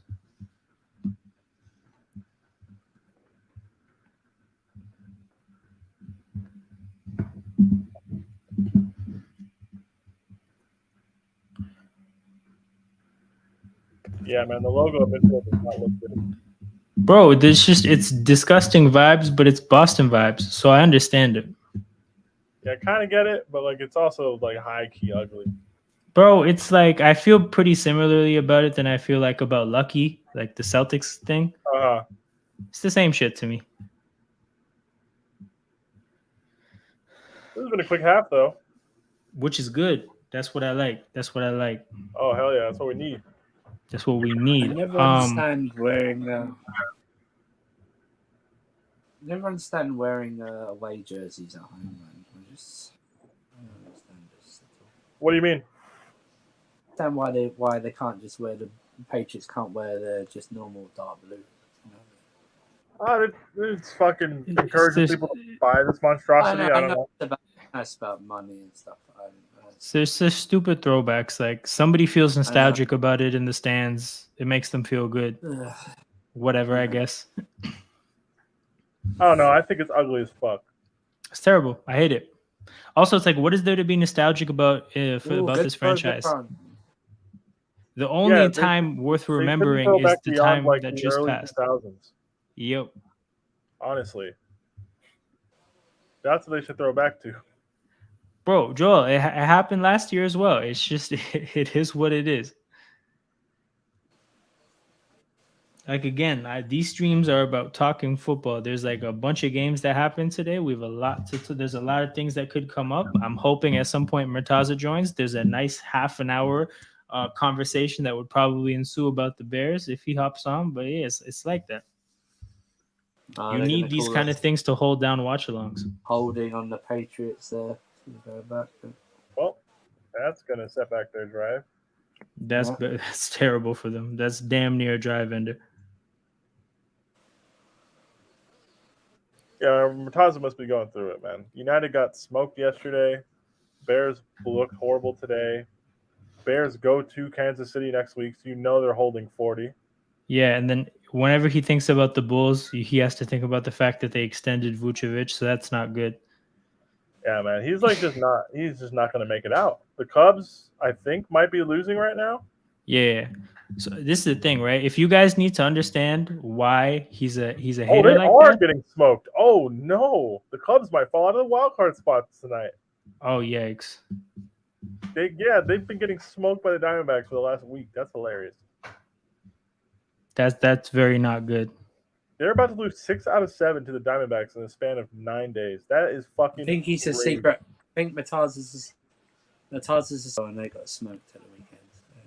I'll be honest, man. He is going through it. If the Cubs miss the playoffs after all of that, I will fucking cry laughing. Oh, flag on the Dolphins. Oh, here we go, baby. Neutral zone infraction. We love that. Oh, Bradley Chubb is on the Dolphins. This was last year, wasn't it? Whoa. Yeah. They traded a pick. They traded a Trey Lance pick for Bradley Chubb. It's pretty smart, low key. Yeah, it's good. But yeah, I love when offensive linemen taunt because of offsides that they get successfully called because then they move after a guy jumps. It's a very interesting thing to celebrate, and I like that for Hell them yeah. that they They have call the that time. moment to taunt. Oh, 2 minute warning. 2 minute warning. 2 minute. I'll be Yeah, honest. yeah, I'm looking at the NL wild card for baseball. yeah. We got 5 teams that are varying levels of mid going for 2 spots. Hmm. 2 out of the Cubs, Marlins, Diamondbacks, Reds, and Giants will make the playoffs. So then, like, there's basically only 4 teams that are worth respecting as far as actually making a push. Yes. And who would that be in the? So in the NL, it would be what, like the Dodgers? The Dodgers, Braves, the Brewers, the Phillies, and that's it. Oh, the Braves. Actually, the one baseball game I went to this year, the Jays beat the Braves. I was gassed because I just saw the. I don't know shit about baseball, but I just saw that the Braves were good. And like, I don't know what it. I didn't know that this existed in baseball, but at the Jays game, there's so many Braves fans. Like legitimately a lot. I'm like, what are all these? Are this just? Was Atlanta in Toronto for some reason? Like, what happened? But yeah, I guess baseball fans travel when their team is good. Oh, hell yeah. There's Orioles Did, fans all in Angel Stadium when I went. That's dope. I did not know that existed in that sport, but Bro, there's that's like cool. 6,000 of us in that bitch. That's fire. That's fire. We're getting Let's Go O's chants on the Angels broadcast. I love that for people, man. I love that for people. It's Yeah. LA teams. They're I think they're especially vulnerable to that because of like how many people there are around those cities. Oh, facts. Facts. Let the Orioles win the World Series next year. See all the fans at all the games next year. Yes, that's dope. You know what? Like, I'm gonna look it up.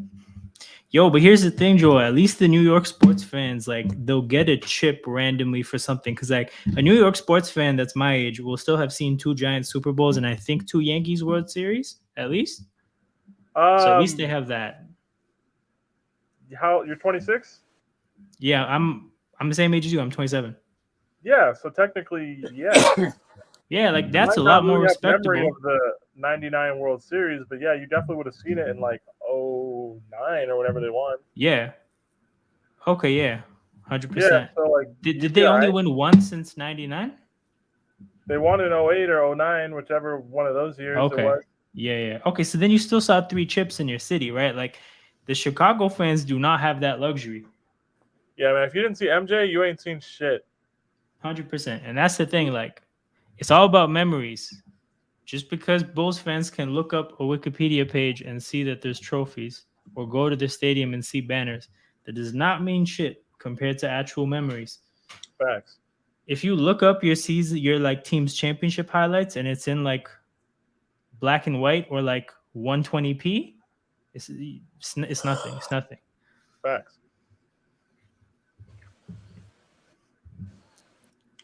All right, I'm looking at the Orioles schedule for next year. I'm trying to see. I would say I'm going to come to Toronto, but I won't. You won't. No, it's too expensive. Facts. It's just like an international flight is expensive for no reason.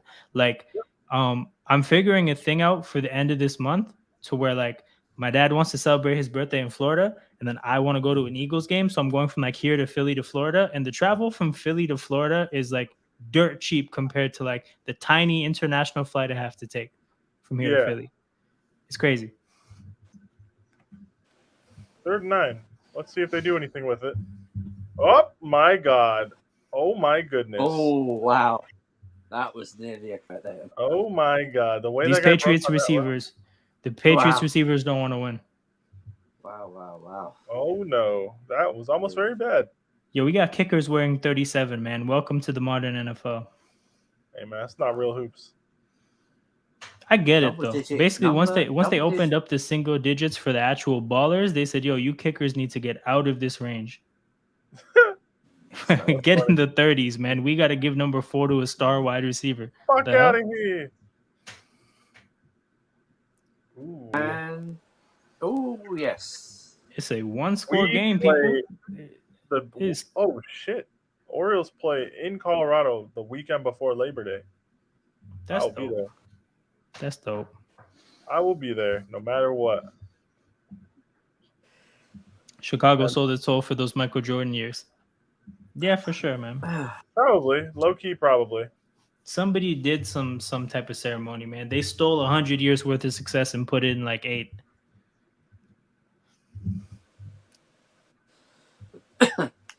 You know what though? Probably worth it. Probably. Actually, I don't know. I mean, it's worth it for the people that were around for it. It sucks for the people that have to show up after the fact. Yeah.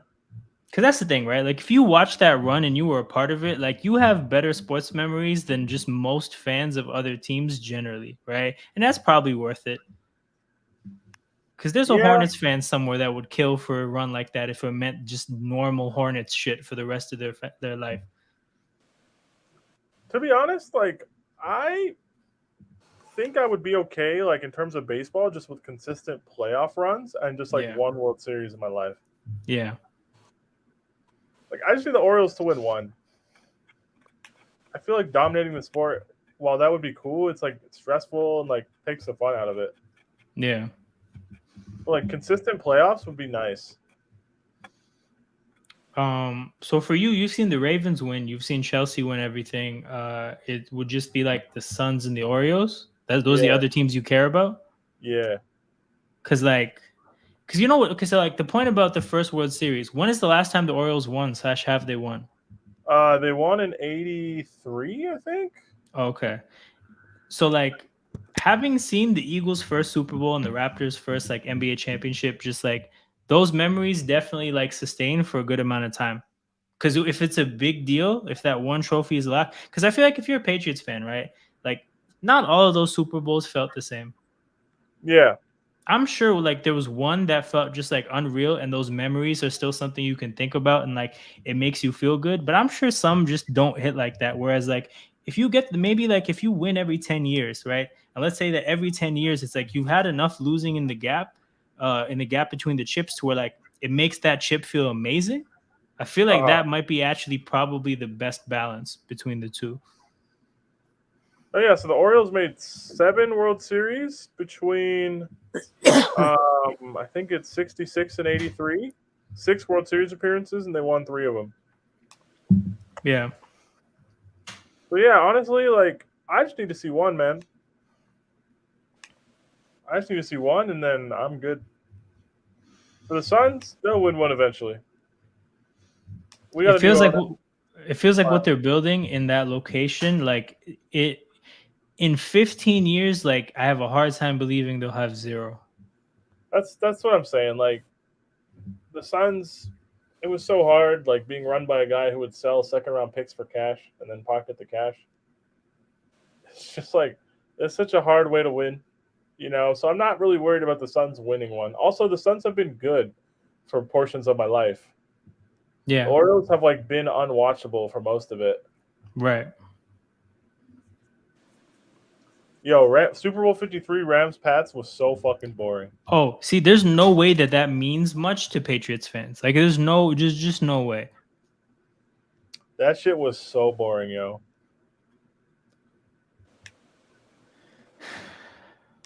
Jared Goff. Cleveland sold its soul for one NBA championship in like 50 plus years. Yo, and it probably felt worth it for them. What I will say though, being a Ravens fan is fun. Yeah.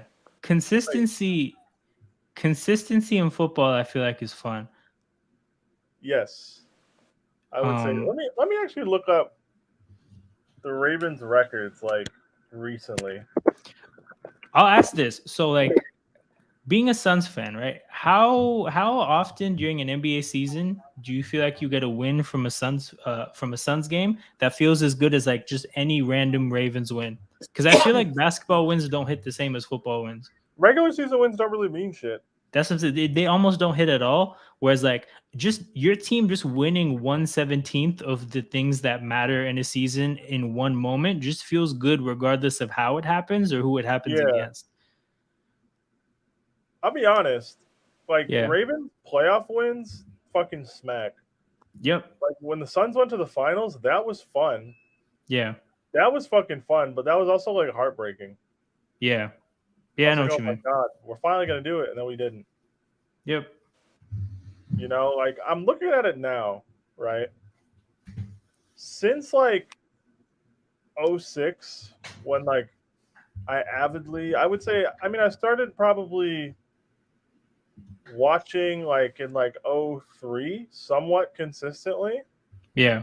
I was 6 years old watching games just when they were on TV. Since then, we've had 3 losing seasons, Yeah. 4 losing seasons technically. Yeah. We were 8 and 9 when everybody got hurt in 2021. We lost Yeah. like our last 6 games or whatever. So whatever. Yeah. But like for the most part, at least like under Harbaugh in the last 15 years, Hmm. we have made the playoffs 9 times. So it's like, yeah, it's pretty good. It's And not bad. like the thing about football is like you have a respectable chance as long as you're like a respectable team if you're in the playoffs, which does make that time of year feel good regardless. Like you Yes. could you could be the 3 seed and have like 4 or 5 less wins than the 1 seed. But if you're going into the playoffs with a bit of momentum, you look at it like, hey, we can get that team on the right day. Um, and that makes that time of year just so good. Like it's funny you say '03 because that's actually like for me when I say like the beginning of like my conscious sports fandom. Like I was watching sports as a 4-year-old, but I didn't actually know what the fuck was going on. So it's like Yeah. for '03 onwards as an Eagles fan, like I've probably seen a lot more playoff wins than like the average football fan. And I've seen a Super Bowl win. Like I'm very happy with just like my return on investment from my Eagles fandom, which is just different for different teams in different sports. But like Mhm. compared to just like the other fandoms of the other sports that I watch, like I just do feel like I've felt the most joy there. Like I'm looking it up now. The Ravens 2 Super Bowls were won as a 4 seed. Yep. So it can happen. It can happen to anybody. You I know? think the Giants were 6 seeds for both their Super Bowls, or like There a were 6 and a six and a, 4. they were I thought they were like a 6 and a 5. Could be, yeah. Yeah, definitely could be. But like, yeah, you don't have to be the number one team in the conference to definitely win. Yeah. This is a crazy drive by the Dolphins, by the way. Yeah, they're actually just this doesn't feel like a 2-minute drill at all. It just feels like a normal drive. They are low key like nutting on the pass. This is crazy. They are cooking this defense. All right, big up all of you watching. Leave a like if you would like. Leave a dislike if you want. You have They any both questions? work. Put them in. Sub to the channel if you want as well.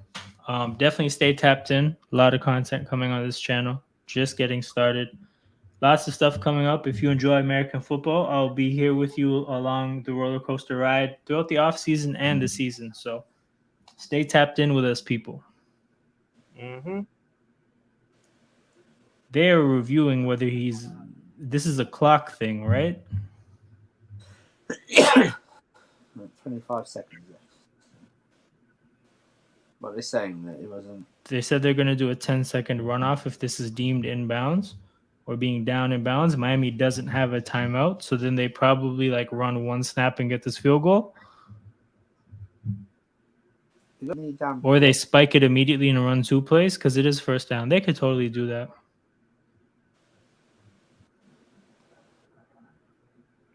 But yeah, man, Braxton Berrios is low-key a decent part of this Dolphins offense, and I did not expect that. But like they have like 3 candidates for just being like a random white receiver that chimes in between Tyreek and Waddle going crazy, and he's the one that won the job. So good for him. Commiserations for River Craycraft and the other random white receiver. But Braxton Berrios is the guy.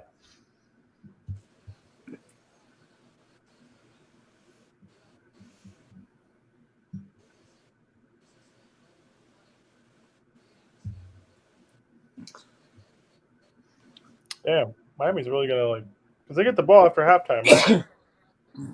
Ooh, let me see. I think so. Yeah, the Patriots started the game with the ball. So they ruled him inbound. So they're just running the clock now when the Dolphins start this play. Yeah. It's going to start at 15 seconds after a 10-second runoff, and then it'll run immediately when the ball is like in play. But Miami will probably snap it immediately anyways. Oh, that's hilarious. Just casually tossed a touchdown to Tyreek Hill, like immediately after the clock started running.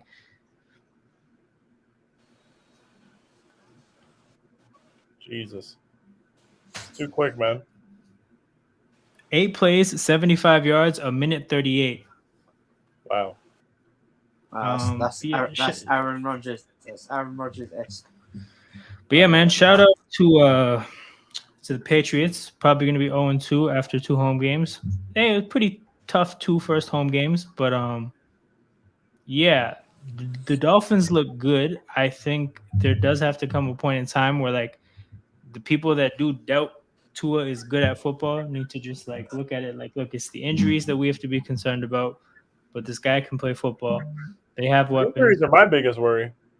Oh yeah, But like at injury. the same time, if any team's quarterback gets hurt, they're fucked. It's curtains. It's curtains. Like regardless, like the same threat applies to Patrick Mahomes. We just don't think about it that way because he doesn't have an injury history of like missing games. But like he's played through injuries a lot. It happens to everybody. It's just a part of football. You sign up for this.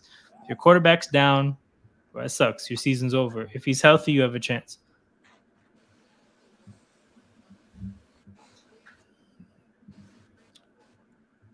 But yeah, we'll see how long they'll have 204 this year. I think he's undefeated against Belichick. It looks like that's going to continue. Who do the Dolphins get next week? I wonder what the Pats do moving forward if like this season doesn't work out. Yeah, I wonder how into the idea of like a hard rebuild Bill Belichick is like into. Yeah. Because like so my understanding, I actually think it's kind of similar to something else.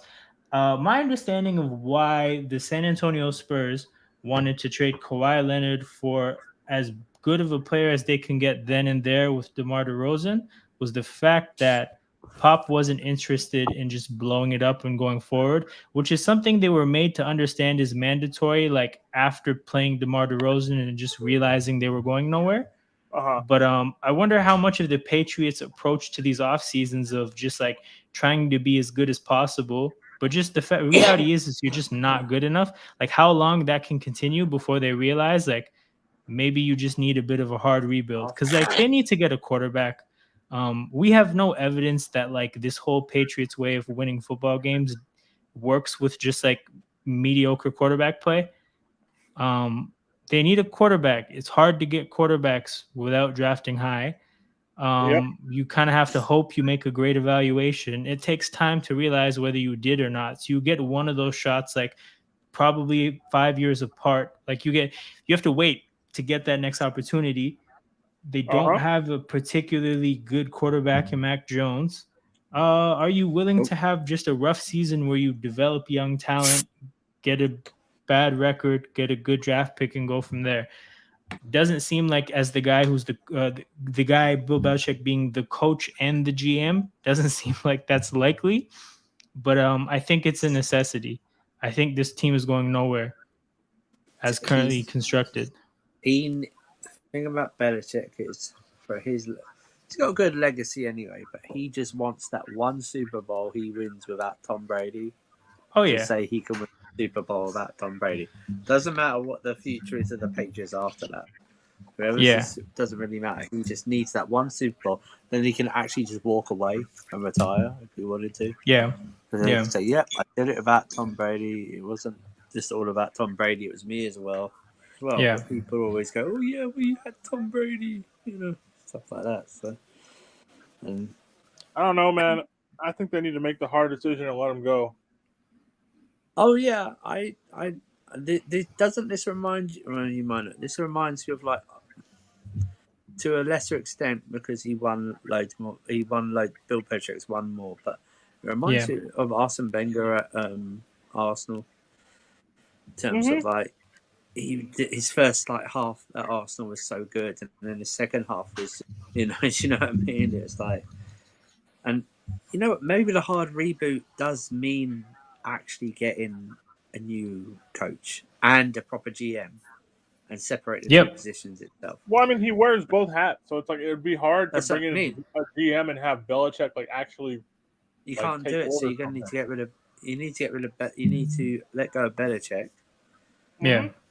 and then had a hard. That would be part of the hard reset, reboot, whatever you want to call it. Yeah. Yeah.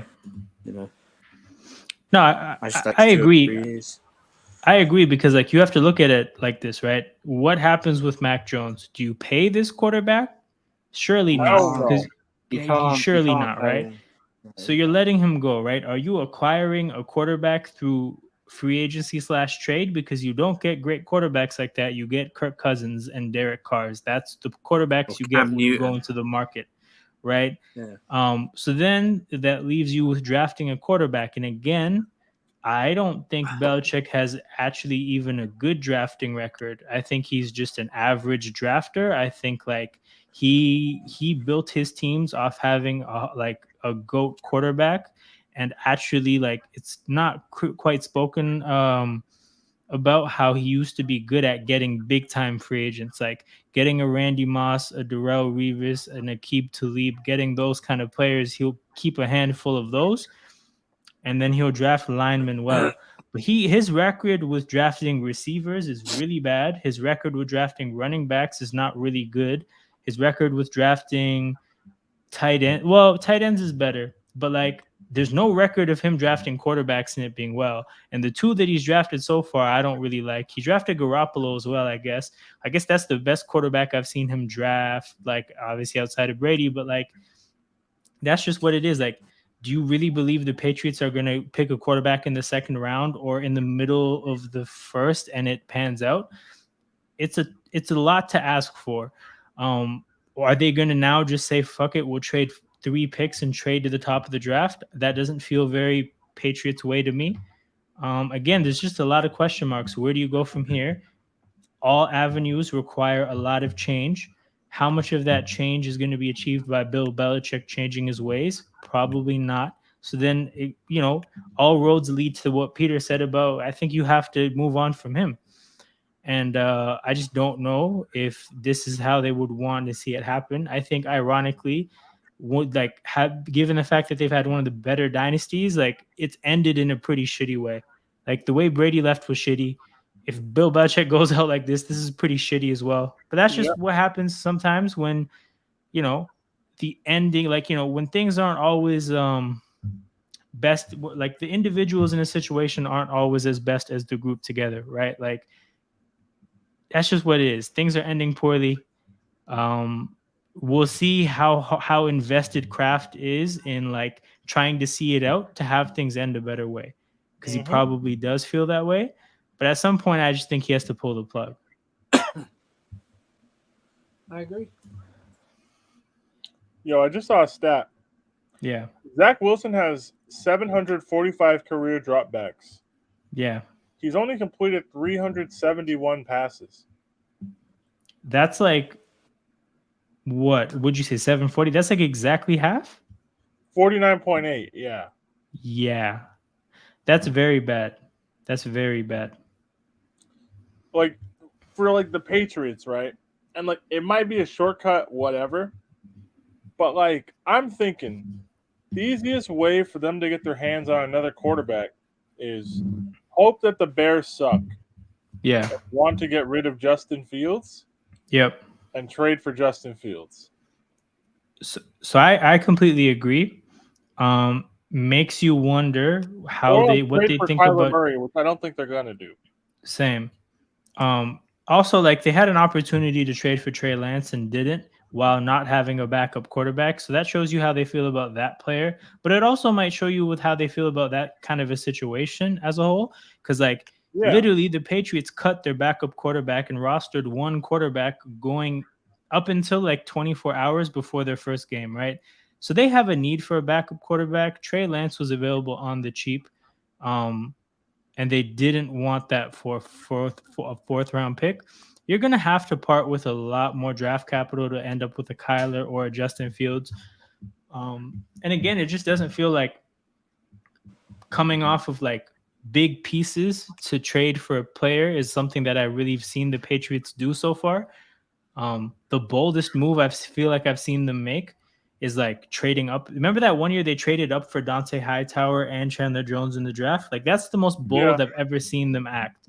It's never Randy Moss as the free agency signing and like Darrell Revis. At the end of the day, like they gave those guys like 1 year deals. Like that's not bold like that. That's just saying, hey, we'll give you a decent bag for 1 year. There's really no downside for us. Come get a ring, kind of a thing. This is just not a franchise that makes like bold splash moves. And again, like, is that going to change by Bill Belichick being different this far into his career? Probably not, but it's necessary change. Hold up. So Leon, you're saying Bill wants the Shula record. How far off is he of Don Shula, and how much longer is he going to string the Patriots organization along to get that bum ass record? Because that is what factor to consider. Because I have heard about that, but I don't know Bill's how far off he is. He's 18 wins away. That's like 2 more seasons. That's this year. If they're 9, that's a 9-8 and a 10-7. Do I think they can get there? Nah, yeah. I think he needs a third year. And that's a lot. Shit. So that means they ain't rebuilding or doing anything next year. Yep. If that's really what it is, and that could be what it is, very well could be. Yeah, fuck. Yeah, it's all bad. It's all bad. This is what happens when you force things, people. Sometimes the best thing to do is just to acknowledge what is and move from there. But I mean, when you start chasing stuff and start hoping that things change without actually having a plan, these kind of things happen. But yeah, my shout out, Manj, as always. Big up, Manj. Yeah, that's a franchise at a crossroads. Amen. Them, the Vikings. I think the Steelers are in a really rough spot, actually, to be honest. Too. Because from what I've heard, I don't really know Steelers fans like that, but the one that I have heard speak about football talks about how Steelers fans are starting to look at Mike Tomlin for their offensive coordinator, Matt Canada, being so bad for so long. And it's now kind of become a thing of like, we understand loyalty, but this is starting to fall on your shoulders. So if that continues to be a disaster going into this year, I just wonder how the fan attitude begins to look in terms of Mike Tomlin. And then again, what do you do from there? Like a lot of these organizations like what they like. And like Pittsburgh has a thing of, we've only really had 3 coaches. We hire coaches and they stay for like 15 plus years. So I just wonder what that looks like when you look for that in the modern NFL, because we don't really see those spells anymore. That's not really a modern thing. Good point. And Pittsburgh's been an organization that like, they haven't been a modern organization. So I heard that same Steelers fan talk about like the Steelers never really used to trade up in the draft. And they did a bunch of times in this draft, and like they have a new GM. So it's like, it's one of those things where they're kind of like, oh, it's nice to enter the modern NFL of, our GM's actually aggressive about the players that he likes and whatnot. I just, again, like, I wonder what that looks like when they move forward, if they want to find another coach, if it comes to that. Now, I don't think they'll actually get to that point, but like Mike Tomlin has a run of not having a losing record. I felt like that was going to end this year. I still kind of feel like it's going to end. I really just don't like that team, but who knows? Like Mike Tomlin is like a magician when it comes to this shit. He will find 9 wins. We'll see how he does it. But yeah, I just think if this season, if it's one of those like 5-win seasons, so how does that look? What did they do going forward? If Kenny Pickett looks like he's just not good at football, what do you do at the quarterback position? There's a lot of questions to be asked there. And again, they're one of these historic organizations that has a lot of tradition in how they do things. How deeply do you want to cling to that? Because a lot of that kind of shit, I think, stops you from moving forward. Yeah. It's just they're at a crossroads. Yo, I'm looking at the Ravens schedule. We have Arizona like a couple of days before Halloween in Arizona. Yeah. I might go. Yeah, I think you talked about it last stream. You should go. Yeah, I'm looking at it like, yo, we're actually good. I think I'm gonna go. And they're cheeks, so that's like an easy win. Yep.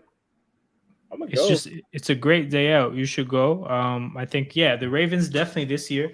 I think they're in a pretty good spot for the division, and in that case, you're in a pretty good spot for the top 3 seeds, and that means mainly home games aside from 1 to 2 opponents. Like that's just a good spot to be. That's where you want to be in the NFL.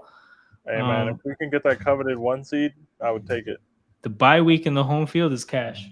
I mean, like I'm pretty sure because that's been around for 2 years now.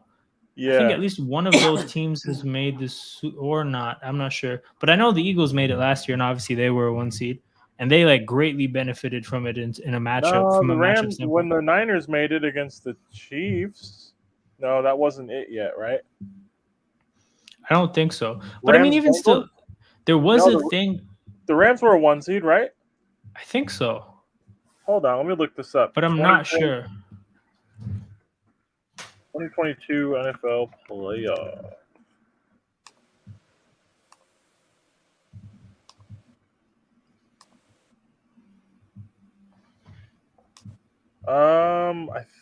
No, they weren't.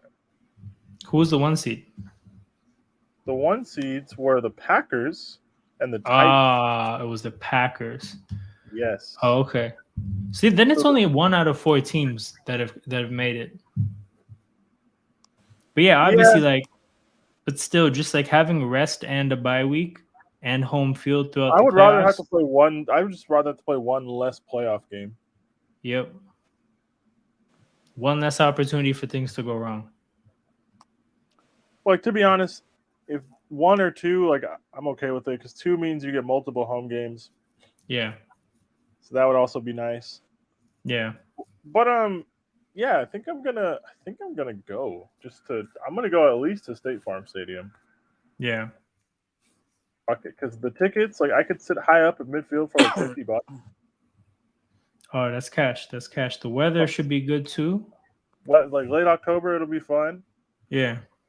So I think I am actually gonna do that. State Farm Stadium. Let's see what this drive is saying. I think you said it was like 8 hours or no, 6.5. I think you said last stream. Yes, it's 6 hours, 18 minutes, 434 miles. That's not doable. bad. But yeah, the Dolphins are starting out the second half. They put a good drive together here, and like it's curtains on this game. Me and Peter both kind of talked about how with the Dolphins, this is a game we want to watch to see how they deal with this kind of a task, and they've dealt with it amazingly. Both sides of the ball, they've done very well. They look like so far. Obviously, I want to see their defense play now like a better team, but they look like a pretty well-rounded team. Yeah, man. If they look good, they look real good. Did I say that? They run a negative sweep play. Whatever. Have they hosted a playoff game like in their like recent history ever? Do you consider like 09 recent? Yeah, that's close enough. Yeah, man. We went down there and beat them like 30-7 or some shit. Oh, okay, that's interesting. Yo, here's the thing, right? Like Actually, in that time of year, right? In January, you're a team like Baltimore. You're up in a cold weather city. You've been living in the cold for a little bit now. I don't think they have like home field advantage in the playoffs. That's the thing, right? Because I heard Travis Kelce talking about this. Like when it's cold as shit, and then you go travel to like a warm weather city, you just feel so good for that game. He's like, yo, Yeah. it just feels amazing to play football in those conditions, and that's gonna happen in Florida. Oh yeah. No, yeah. So they played the Dolphins in 2008 in the playoffs, Flacco's rookie year. So it was 27-9. Was that the Wildcat year? Yes, I think. That's dope. That's dope. That was the Wildcat year. Tom Brady tore his ACL. Yeah. Dolphins won the division, and then we smoked them. I wonder if they ran the Wildcat in the playoffs. Let me look at Miami Dolphins playoff history. They might have hosted other games. I know they made it in like 2016 with Matt Moore as their quarterback. Oh yeah, then they went to the Steelers and Matt Moore Yeah. got like decapitated. Yes. No, yeah. So it was 08. They lost to us. Then they lost to the Steelers in 2016, and they lost last year. Yeah. They also lost to the Ravens in the wild card round in 01. So they haven't Damn. won a playoff game since December 30th of 2000. Oh yeah, there's a graphic that I've seen on social media showing every team's last playoff win. Yeah, I think they're one of the teams that's been a long fucking time for. Detroit's a big one too. Detroit playoff history. That'll be a good one. I I know they think it's randomly made it with Stafford, and they lost to the Saints. yeah. Yep.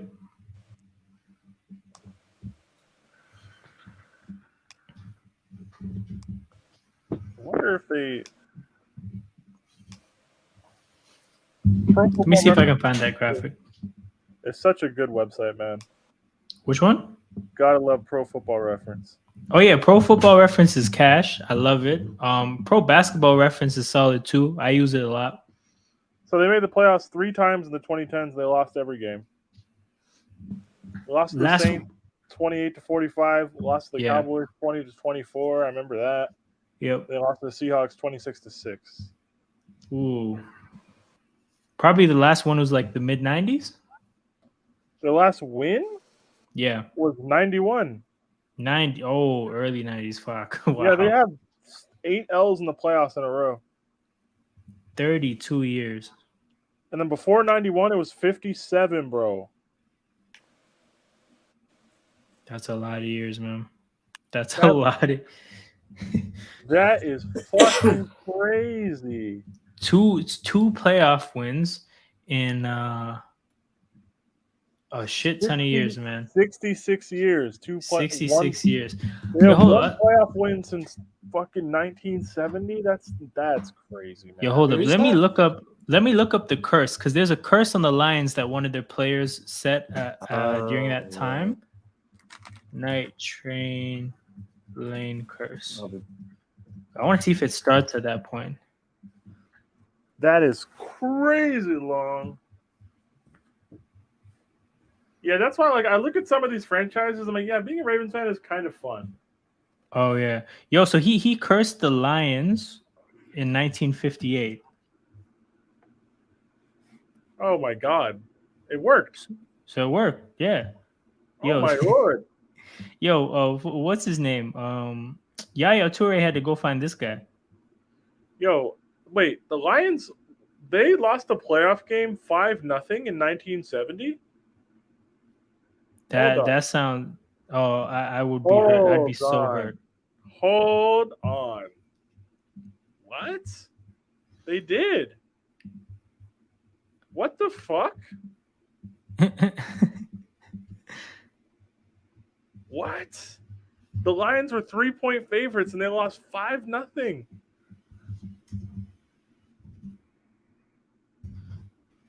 They only had 156 yards of offense. Crazy.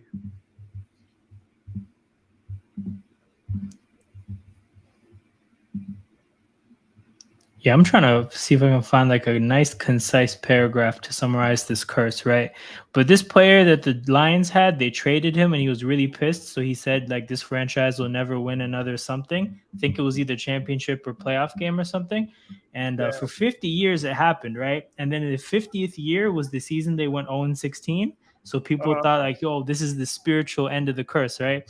So, the 50th year, they go 0-16, and then they get the first overall pick. They draft Matt Stafford, who went to the same high school as that player. And then they were like, oh, this is the end of the curse, because then he took them to the playoffs. But the curse, I think, was actually stronger than he anticipated. It was not just 50 years. It's good money for a long time. So, again, shout out to that guy, one of the known, wizards that we know of in the world. Damn.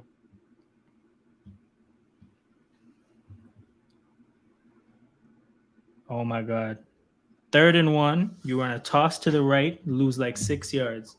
This is not football. I'll never understand toss plays on 3rd down, man. This is not football. I'll never get that. That's not real hoops right there. Let me do a quick count on the heads. So the Dolphins had 6 players from the center onwards to that side, and the Patriots had 6 players. So you better hope everybody makes their block. You have no room for error. And it turns out a lot of error happened because you're missing 2 tackles. Yep. That's how it goes.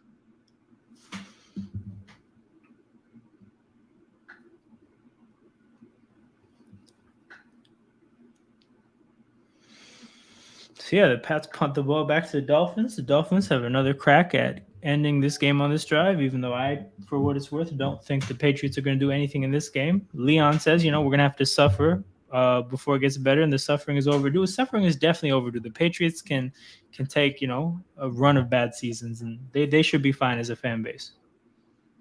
Yeah, you guys will get over it.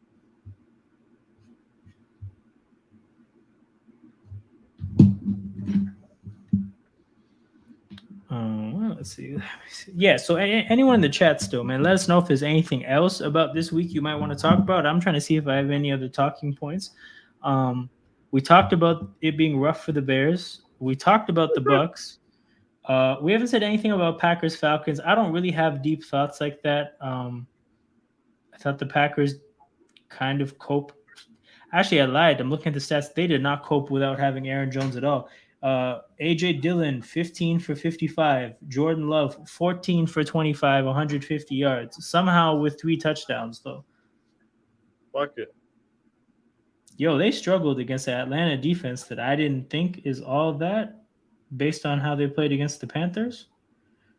But fair enough. I don't really have thoughts about that game. Colts Texans, I really don't have thoughts about that game like that. I hope Anthony Richardson's good. That's all I care about that game.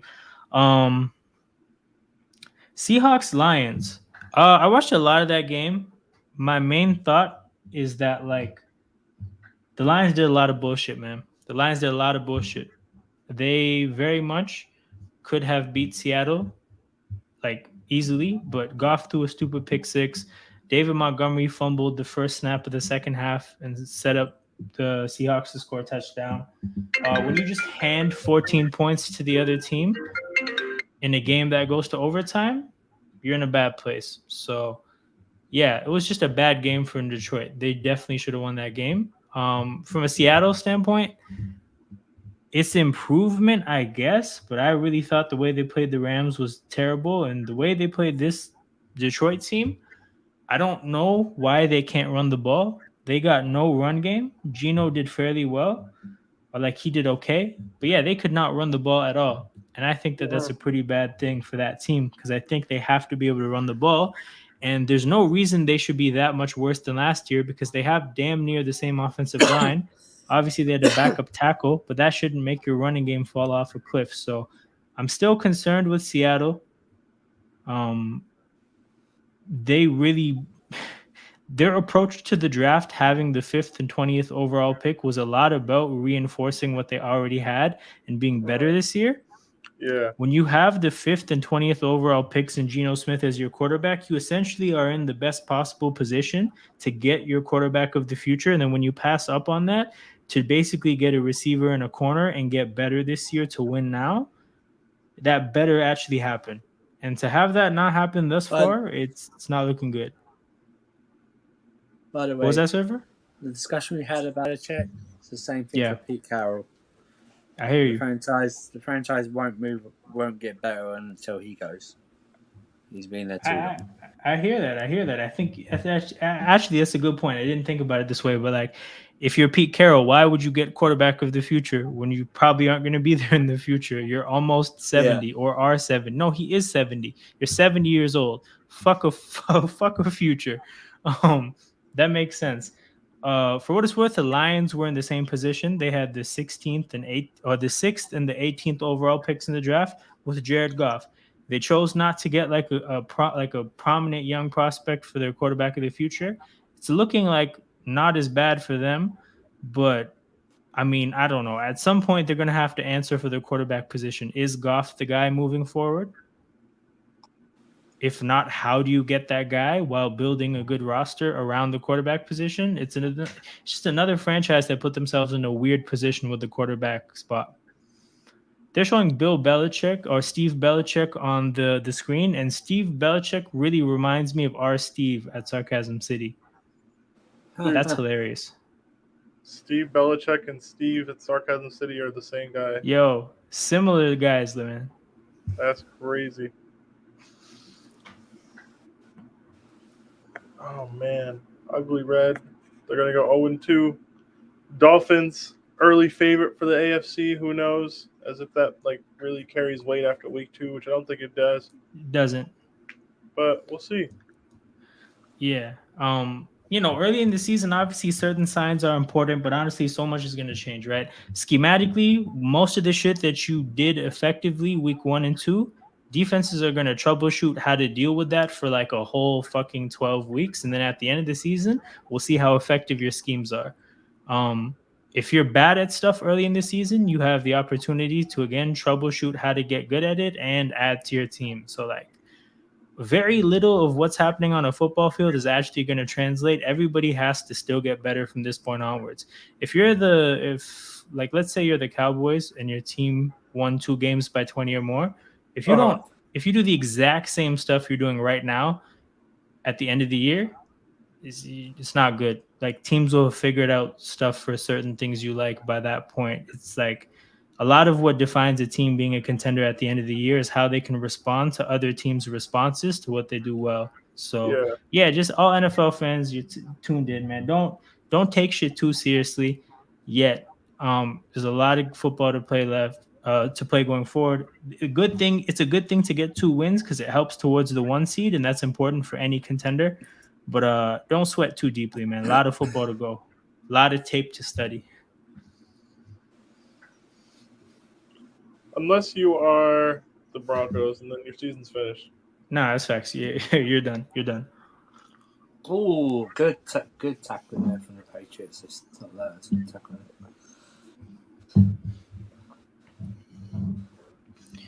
Peter, did you check out the Patriots schedule? You did. You said it looks like 8 wins. Yeah, it looks like 8 or 9, something like that.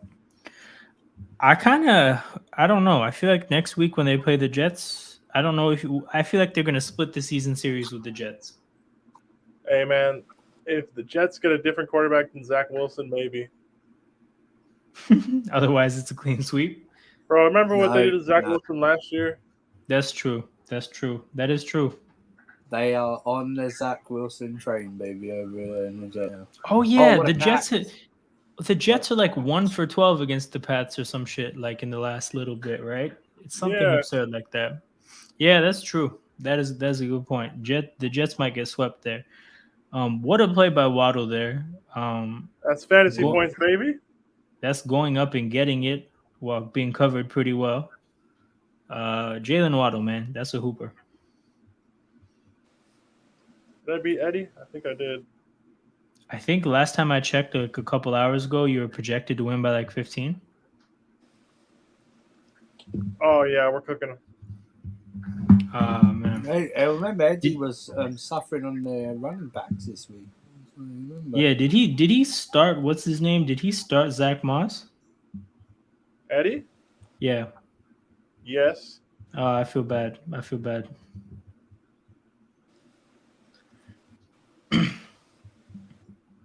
Hey, in my defense league, I need 5 points from the Browns tomorrow. I need that. Yo, I got 1 point from my defense, and he has a Cowboys defense. You fucking bastard. Yo, here's the thing. How many points did the Cowboys defense score this week? 16. Yo, they have like 60 points through 2 weeks. Ooh, are they flagging him for helmet to helmet there? It's 2nd and 5 what I'm watching, so I think they didn't. Yeah.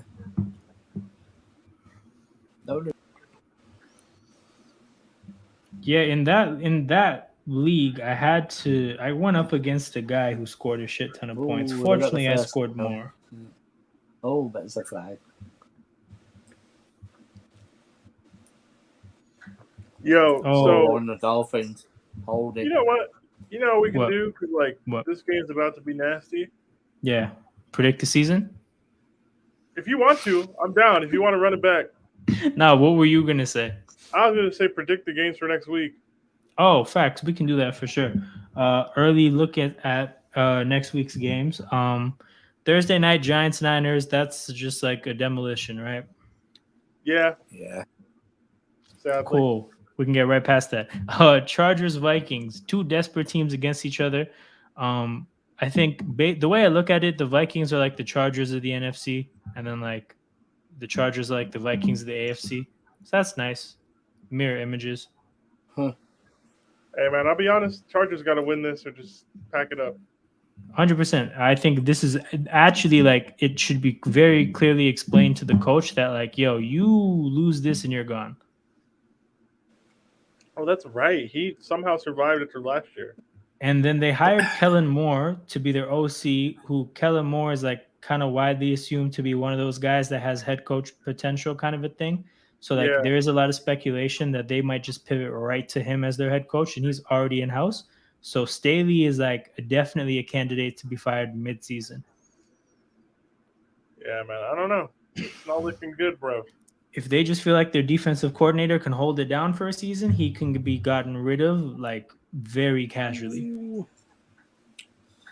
Tua got lucky there, man. You got lucky there, Tua. The 2-0 Atlanta Falcons go to Detroit. Yeah. I think the Falcons, they figured out their running game a bit this week. Detroit. Oh shit, that's a block. Oh shit, this could go the other way. Ooh, big tackle by Christian Wilkins.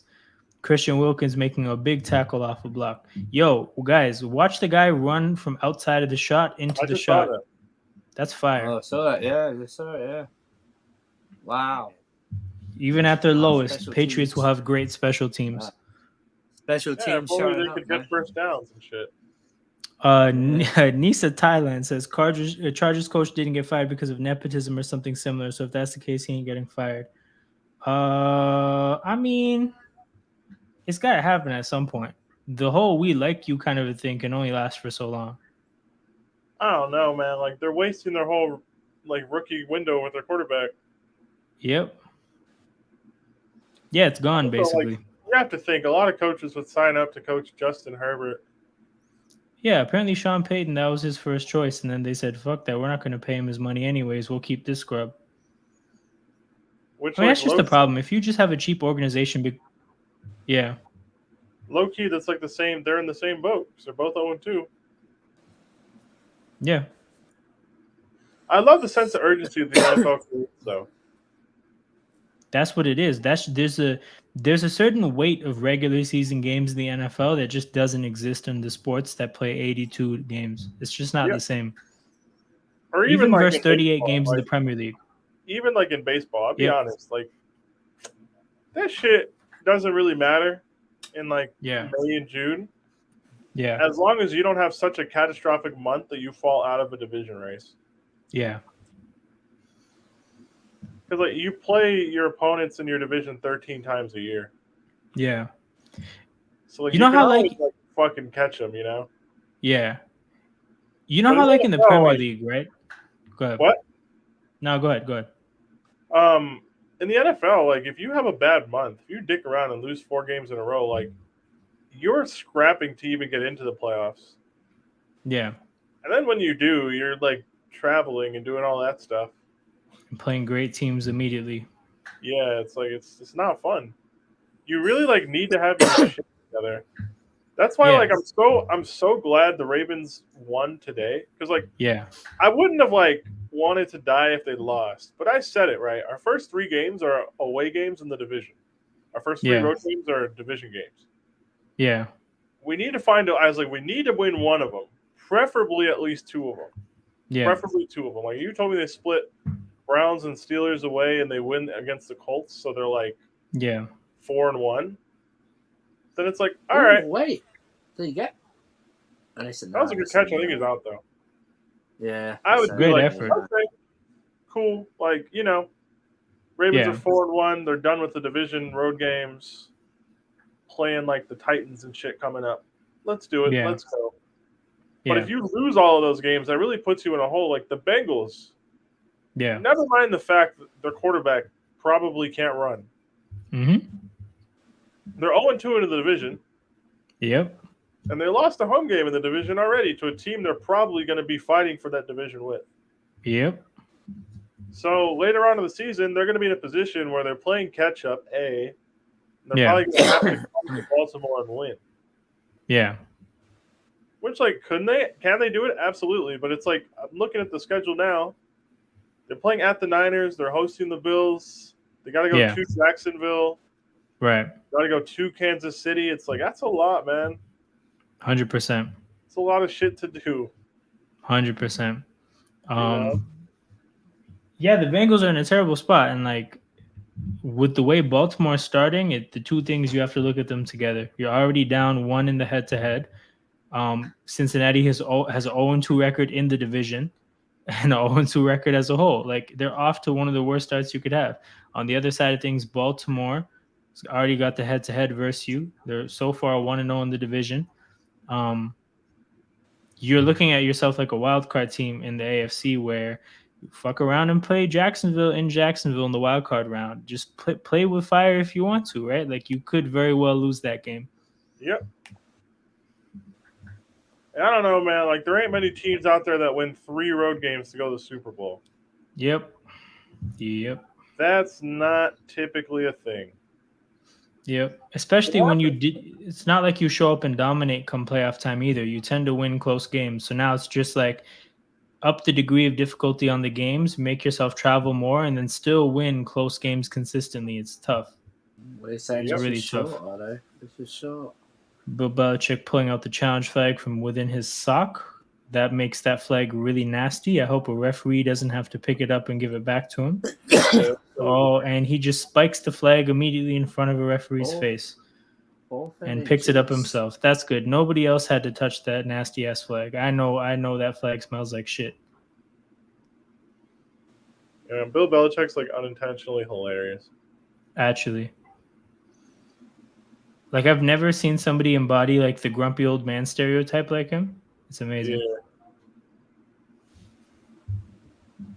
How'd you keep it in your sock, man? Fuck. Okay, we have an interesting comparison here. I understand what you're saying, that eventually he has to go, but just understand what's going on with Greg Berhalter and the U.S. men's national soccer team, and you'll see what I'm saying. Oh, I get it. I mean, I get what you're saying, and like to be honest, I think the issue with him, like it's already happened, right? Like I think he should have been gone last season. He was on the hot seat during the season last year. The playoff loss they took is terrible, especially as a defensive coach. Like I think the whole we're going to keep the guy that doesn't deserve to be here thing has already happened once. And sure, it might happen again and he might last this season. But eventually it ends. But yeah, I mean, I guess you're right. Like it could maybe not happen this year because they're just that incompetent of an organization. But like again, what I have heard is that like Kellen Moore being there as the OC is not nothing in terms of like they probably have an idea of him being the next in line if it ever comes down to that. And if you're talking about like a nepotism kind of an organization, it makes perfect sense to bring this guy in the organization or like to start, have him in house, be able to cultivate the relationship there already and get like pivot to him. Like, you know, that's also, it functions within the nepotism environment. So yeah, I think like the switch is happening at some point. It's just a matter of is it next week or is it at the end of the year or is it mid-season next year? Whenever it happens, I do think it's happening though.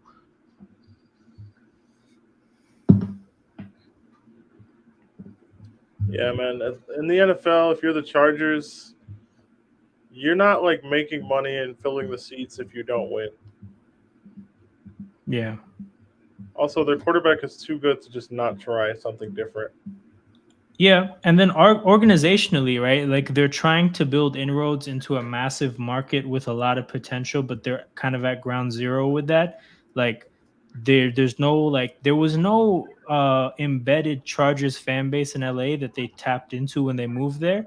They're trying to build that shit, which like the Rams got a head start with and have kind of at least seen some progress with. Like I remember the Rams when they first got to LA, they had to hire like paid actors to be Rams fans for like Fox promos. So like that was necessary for a point in time. I mean, maybe they built some buzz relative to like what's possible this early on, but the Chargers are at ground zero. They have nothing going on in that regard. They have, if you look at it right, like from a branding standpoint, like a Justin Herbert led football team is kind of like what could work in that market, but you Yeah. actually have to see it through now at this point, right? So that's the thing. It's like if you're dealing with these business people that are maybe concerned with money more than actual winning, in this specific case, considering that they moved to LA, the money and the winning are kind of tied together, like early at least. And winning not as in like real contention, winning as in just like playing a lot of football games and being something that people want to watch. Like they're literally fighting with the Rams to convert people to fans in that market. So like you can't get your ass beat in that standpoint. 100%. Mac Jones to the end zone, and that is an unreal pick if that's a pick. But that is a terrible decision by Mac Jones. I don't know if he got his feet in. He But the did. Patriots had a pretty good opportunity That's a pick. to make it a one-score game, and they That's a tricked pick. it off. They tricked it off because this guy wanted to throw to a receiver who was very covered and was barely in bounds. So like, there's that. That is an interception, sir. If Devontae Parker catches that, that's illegal touching because he's out of bounds beforehand. Like I just like to properly frame how bad of a throw this is. One, You, two. Yep, that's a pick. I mean, the worst case scenario was a pick. The best case scenario was illegal touching. It's a fucked up position to be in if you are. That's one you gotta just put in the bleachers.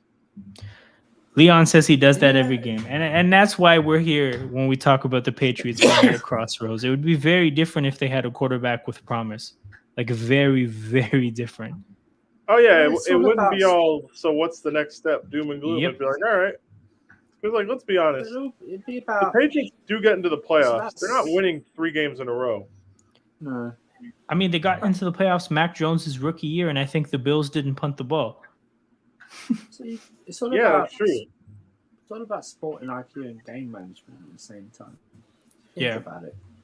End of the third quarter, let's get close to the end zone, start the fourth quarter, get a touchdown, it's a one-score game, try and do whatever, maybe a special team play again or something like that, or just occasionally just restrict them to a field goal. You know, it's different, isn't it? The difference between someone who's got the IQ and or talent and someone who hasn't. Yeah. I mean, you don't always have to throw. You know what I mean? You don't always have to throw. As a stupid decision. And I do find it interesting with Belichick specifically that like, from what I understand about his defensive scheme is that like he's run into troubles with running quarterbacks. Running quarterbacks tend to be something that like obviously he wouldn't have had to fucking plan for in 2003. So it is something you have to adjust to. And apparently he's had a hard time adjusting to those kind of quarterbacks. So if that's the case and you are who you are, like why would you not yourself want to go for a running quarterback? I kind of thought that New England would be a team for that reason, that when they did draft a quarterback after Brady, it would be not like Mac Jones, but nonetheless, Mac Jones is who they went for. Then they drafted Zappy. They brought in an undrafted free agent who literally played at Louisville in the same offense that Lamar played in, and then they cut him. So it didn't go well for him. But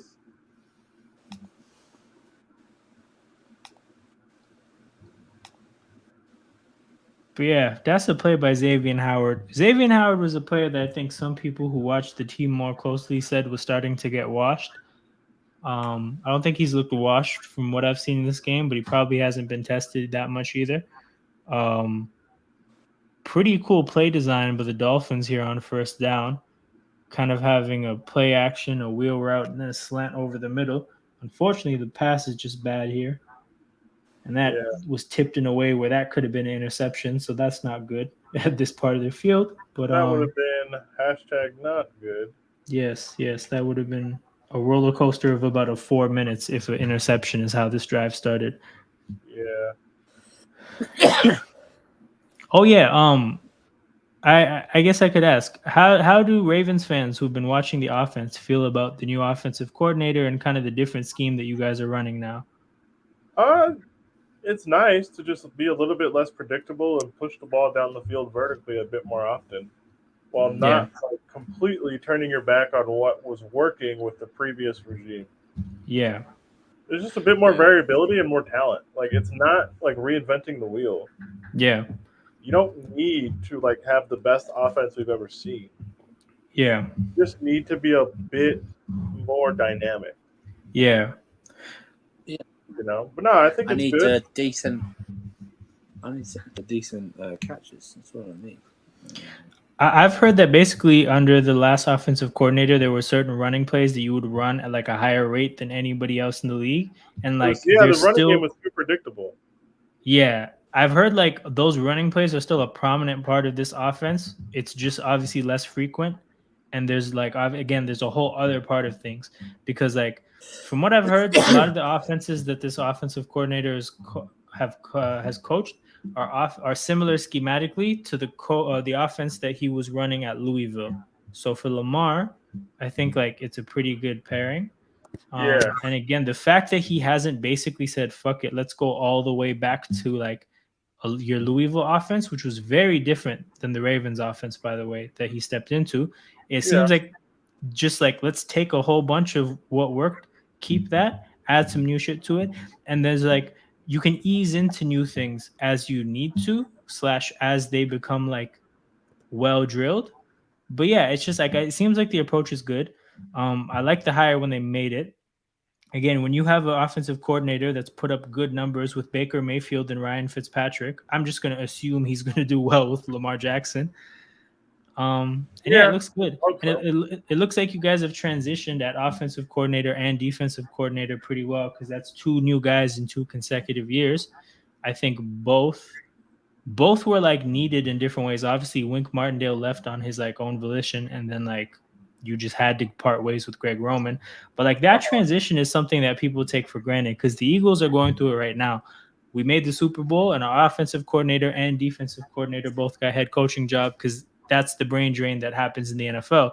And we're really like it's an adjustment, man, having a completely new OC and new DC at the same time. So, Yeah. yeah, I feel like I'm seeing that the Ravens, it took some time for the DC adjustment to happen, but it happened. And now it looks like the OC adjustment is going pretty, pretty good so far. No, yeah, It's a nice. I'm not mad at it at all, man. Like it makes sense to me. It makes sense. It would be nice, like, to have a healthy line. I think Yeah. would be cool. But like, oh well. No, they work with what they have, and they look like they're well coached, and there's new ideas. I'm Yeah. less upset at like incompletions or like if Lamar fucks up, all right, he's got to be better. Yeah. The ideas are there for the team to be dynamic. Like, I don't think they played poorly offensively today at all. I Yeah. just still like you got to stay ahead of the chains. Yeah. Yeah. Yeah. Little things today, low key, like made that game look closer than it was. Right. Like special teams, even missing the giving up the punt return, whatever. Yeah. But missing that field goal really irked me, man. Yeah.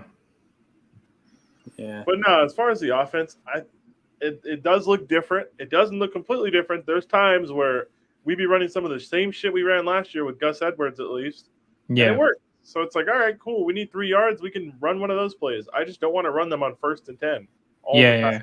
Yeah. Like, show me a couple like wide tosses out of the pistol. Show me Yeah. a couple design Lamar runs. Just show me something different sometimes Yeah. if we're gonna run the ball. Show Yeah. me a couple quick passes that essentially function as runs. Yep. Yeah, like I'm cool with that. I don't mind. And I think it was a I nice think spread today between rushing and passing. yeah, Yeah, look, yeah, it look looks who like got it. the receptions today. It was like Yeah, six, I mean the 5, receptions 4, are 4. yeah, but they're all like a 63, 62, 45, 29. Yeah, you're You know, using and everybody. they're only using like them. 3, 5. They're not receiving a lot, and then Lamar Jackson. It's nice to see Lamar Jackson doesn't have to be the lead rusher every week as well. So you know, it's like He can be a there's rusher so out of much there. circumstance when it makes sense, not like, oh, Yeah. we need you to run for us because we need you to balance out our team. So that's the whole thing. The past like 2 or 3 seasons, you need him to rush like 100 yards every game or something. You know, and it's like Yeah. you shouldn't be asking any quarterback to do that. You know, it doesn't. You know, We had you six can guys barely catch at least six guys caught 3 passes today. Nobody caught more than 5. That's good. Yeah. I'm cool with that. If I see that Yeah. every week, if we can sprinkle in a couple touchdowns and limit the turnovers, I'm okay with it. That's a catch by Juju. Yeah, 100%. And again, you guys have the weapons. Like, you guys have a backup tight end that I think is going to be functional, if not already. You have like literally 5 wide receivers if you count like Mark, 5 receiving threats. You have 2 running backs, right? Like, you should be spreading out the the touches. It would be a crime not to, right? Yeah. Mm. And like, to be fair, our running backs combined ran for 21 times for 103 yards. Yeah. That's exactly what you need. Yeah. You can hand the ball off in this offense for 100 yards 20 times. Yeah. Over the course of a game, you're doing well. Right. It just balanced offense. Shortens the game, complementary football. The thing is, it's not like we were calling for you got to push the ball down the field 80 times a game kind of unrealistic stuff. Right. So I need the Ravens to be like a top 12 offense. Top 5 would be cool, but like, I don't know, for top 12, I don't know what the fuck the Pats are doing, but whatever.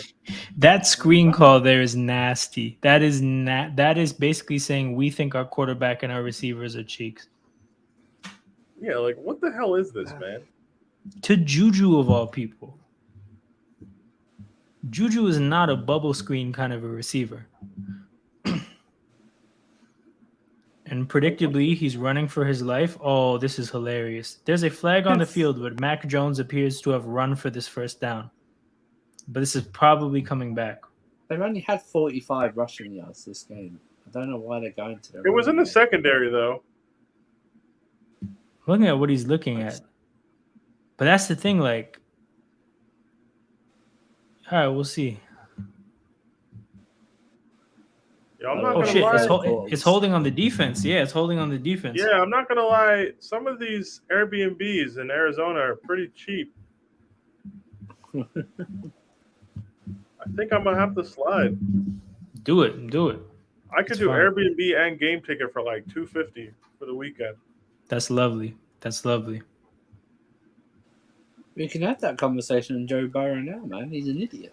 That's what he is. Oh, we had this conversation a little bit already. I tried to engage like with what I think the problem is last week even. We can have the conversation. Out of curiosity, Joel, because we've kind of all spoken about it. What are your thoughts? Like what do you want to talk about when it comes to Burrow? But yeah, go ahead, Surfer. He's not fit, he's an idiot. So it is, man. He's not fit. He overcome a calf injury. You know how ridiculous sometimes they can be, the extent of them. Yeah. He's not had any. I know they're changing the pre-season stuff like that, but he didn't play anything at all during that time off. He's come in. You saw in his performance, he wasn't getting protected at all. He slammed him essentially. You know. Touchdown Patriots. Hunter Henry has scored a touchdown. Wow. It is a 7-point game. Game on. Hey, here we go, baby. Mac Jones either flashed a peace sign to the bench or they're going for 2. Probably going for 2. Wow. Imagine it's a 6-point game. Chunk of this. Yeah, it's a big chunk of this game still left. That's all. I don't know how the Patriots are in this game, but here we go, maybe. Here's the thing, right? And this is the thing that I mentioned earlier at the game. The Patriots defense is actually really solid, man. The Patriots offense has done dumb shit all game, and their defense is just holding it down, going up against like one of the more dangerous offenses in football, keeping them to 17 points. Oh no, they're going for field goal. Yeah. Okay, so then he was just literally flashing. I knew Belichick wouldn't go for 2 with so much time left in this game. There's no way he would go for 2. So what I'm saying is I guess he was flashing that peace There's sign. no way. If that was 1 minute 21, he probably would have gone for the two, but not 11 minutes 21. He doesn't. Okay, so Joel says he's the most overrated quarterback and he's not clutch, right? The he's not clutch stuff, you're like, yeah, okay, that makes sense. Like, I hear you. He's the most overrated. That's the thing, is like there's a bunch of quarterbacks that are in that conversation. Like, we can talk about Josh Allen as it I pertains don't agree with either of those statements, by the way. in terms I of don't yeah. think So he's that's the thing with the most overrated. overrated is like Josh Allen is in the conversation. Daniel Jones is in the conversation because there's varying kinds of overrated quarterbacks, but there's a lot of overrated quarterbacks. I actually like Yep. I look at it and I'm saying like Burrow's probably not there for me and when it comes to overrated. My thing about Burrow, right? And I mentioned this last week, I think nobody ever acknowledges the bad things. We only ever talk about the good things. There are a lot of good things. He's a very good quarterback, right? But we don't ever talk about how the offense underperforms a lot. Like, I looked it up in the playoffs, they've never scored more than 27 points. They've played Yo. 7 playoff games with Burrow. So that's like we can't talk about this offense like an explosive offense that you just have to be scared of when they show up. That's not the case. They've never performed like that in the playoffs. They've started 5-4 for the last 2 years. He's not healthy this year, but he was healthy for the past 2 years. Not in the preseason, but in the season. So you're talking about a quarterback that starts slow routinely and doesn't really pop off in the playoffs the way people talk about it. So it's just like I just don't think people ever acknowledge that like he's a pretty good quarterback with like his own drawbacks. I'll be honest. I think the Ravens are just built to beat them. That's another good way of looking at it because the Ravens obviously had like a very good game against the Bengals with Huntley. And let me look up the history of that matchup since Burrow's been in town. Yo, if you take out the 2 games from 21 where like all of our secondary was hurt, Yeah. then like yeah, because Joe Burrow has 2 games where he went crazy against the Ravens. And outside that, I promise you, it's nothing special. Okay, so this is from the standpoint of the Bengals, right? So the Bengals have Burrow would be 2021 onwards, right? Yes. They're 4-3 against the Ravens. You said take 2 games out, so that puts them at 2-3. And the games are a blowout for Baltimore, a blowout for Cincinnati, which I don't know if this is one of the games. The 2 games of the 2021 season where they smoked us twice. Oh right. So okay, hold up. This is 103. This is So this is in a the really last 4 in his first one where they lost like 49 to, or they lost like 27-3 or whatever. That was before he tore his ACL. Oh, okay. So there's a game where it's 41-17 in 2021. Yes. And then 41-21 about like 2 months after that. So there's two 2021 games. So if you keep those in there, his stats against Baltimore are like really, really good. Yeah. But like if you remove them, it's looking weird, man. It is. It is.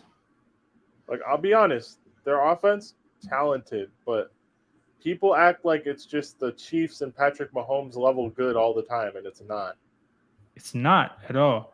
It's not. Like, they have all the tools, all the pieces, but I don't know. I don't know about the team. Also, with him not healthy, I don't really think they have a chance to, like, do what they've been doing the last 2 years.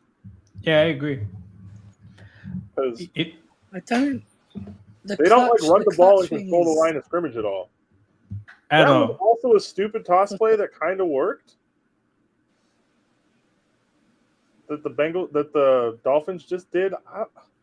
What a slow developing run! I can't believe that worked. That's the thing too. One guy got bodied on the line of scrimmage, and he's just lucky enough that the defensive lineman went kind of not in the right direction.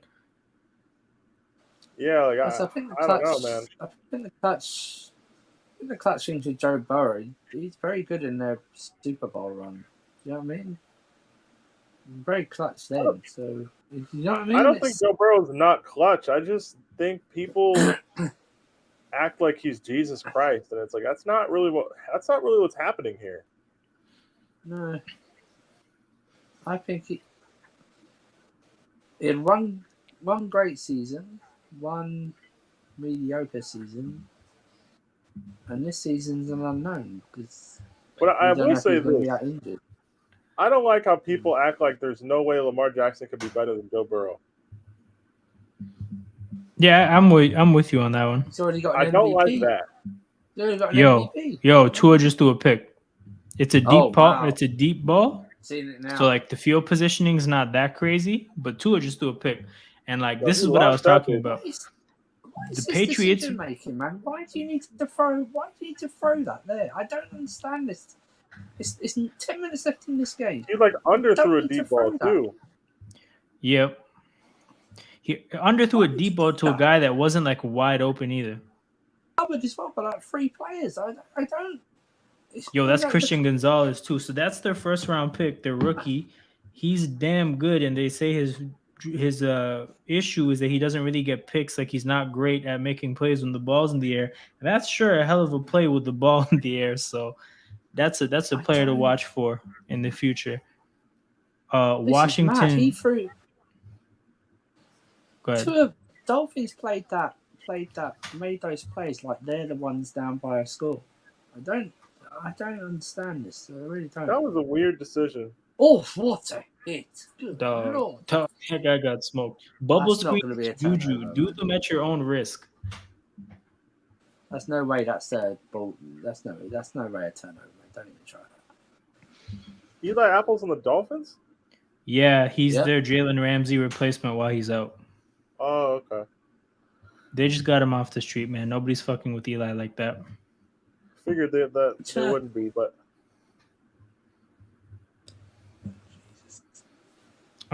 yeah, so like to quickly just wrap up with Burrow. Ooh, wow, I agree on your point with Lamar because again, like they just never talk about Burrow's like drawbacks, and like they almost only talk about Lamar's drawbacks, and that's just kind of my issue. Is like with every quarterback, people are like really quick to put them into like these categories that they have like a preset idea of what like a standard of achievement is for a quarterback. I just think with every quarterback, if you want to break down their game, they have positives, they have negatives, they have things that are advantageous for them in certain schemes and bad for others. Like the quarterback position is very complicated and nuanced. Like it's just if you oversimplify it, you're going to end up with nothing that's useful. And that's what they do for Burrow and Lamar in completely opposite ways. Like we've oversimplified a lot of the things about Lamar that maybe aren't the best, right? And we've oversimplified the fact that Joe Burrow is just amazing. Whereas like these things are very arbitrarily decided. People like Joe Burrow because like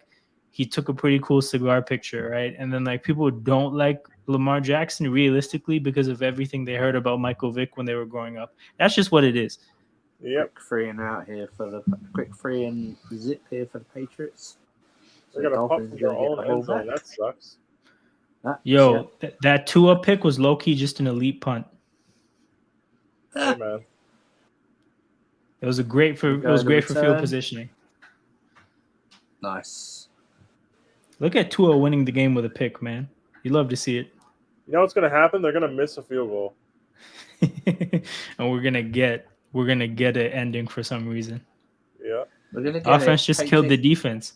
Yo, this is the story of the Patriots this year. They're a team that's built for 2002, right? Like that is an era of football where you can show up with like a serious defense and say, "Fuck it, man, offense." Like maybe they'll get something going. You cannot do that in 2023. That's a Ravens style win Super Bowl run where their defense carries them. Yo, Trent Dilfers don't win Super Bowls anymore. I don't care how good the defense is.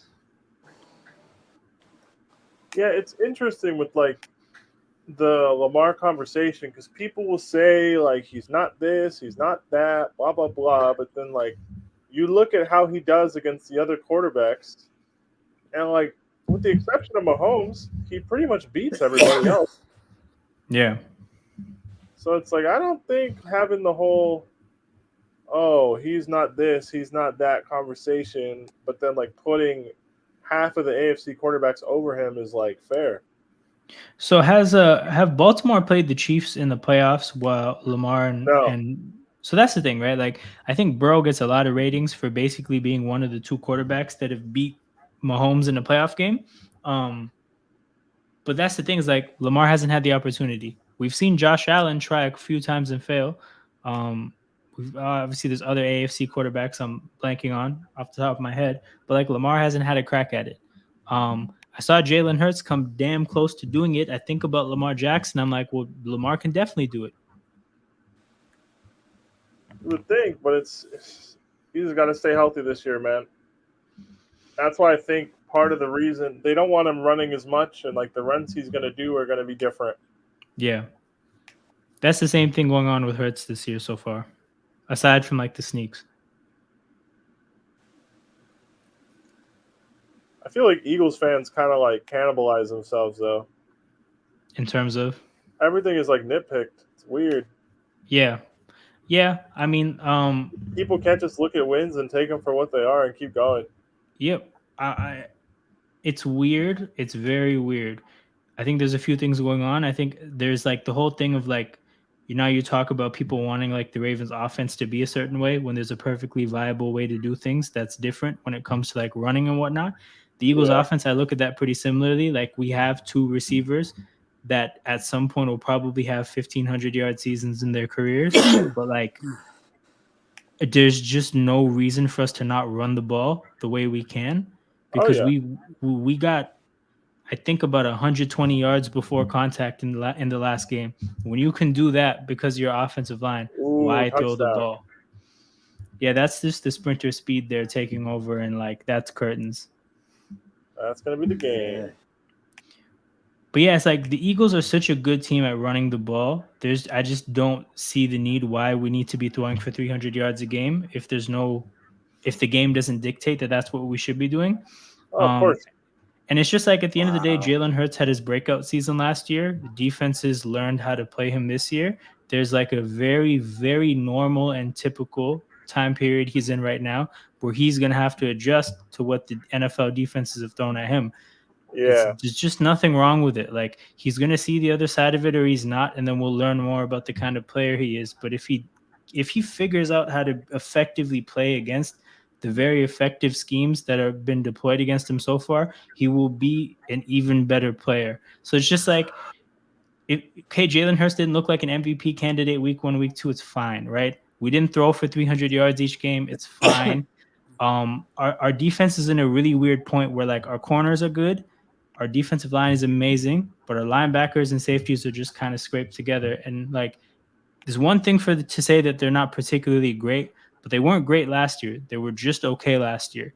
Our defense is very much built on we're going to cover your receivers and we're going to get on like a historic level of pressure on your quarterback, and we'll see what your quarterback can do. That same blueprint can be replicated this year. Our linebackers and safeties are also probably going to need time to play together because they're all new. Like our linebackers and safeties are new. Our defensive coordinator is new. There's a lot going on there. Like just it's going to need time. The way I look at it, like I think the Cowboys and Niners have on a football field probably played a better 120 minutes than us, but we have a lot of upside going forward. The passing Hmm. game has been below average thus far.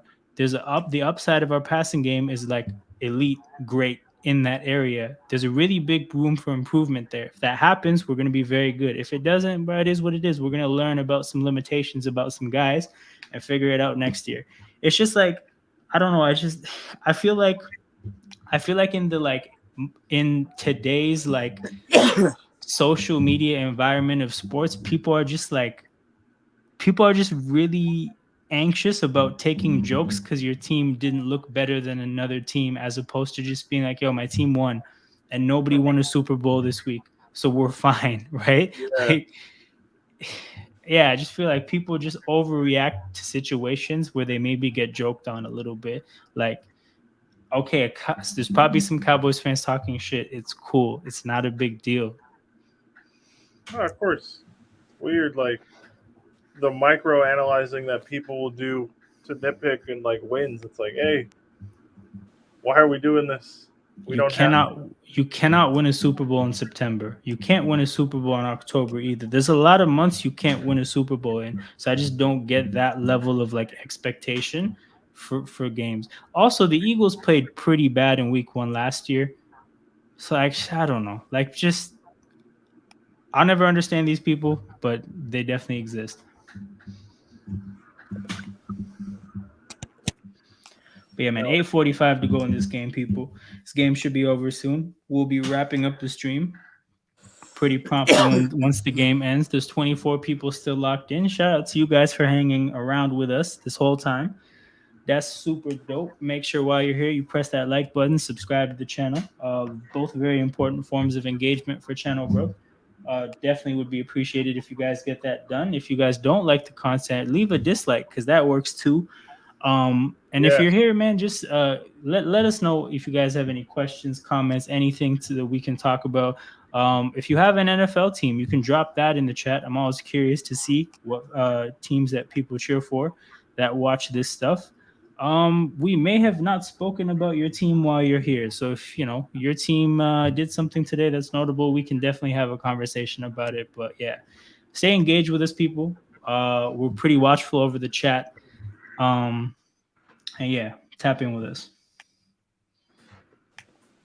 Yes, people, all those things. All of them, every single one.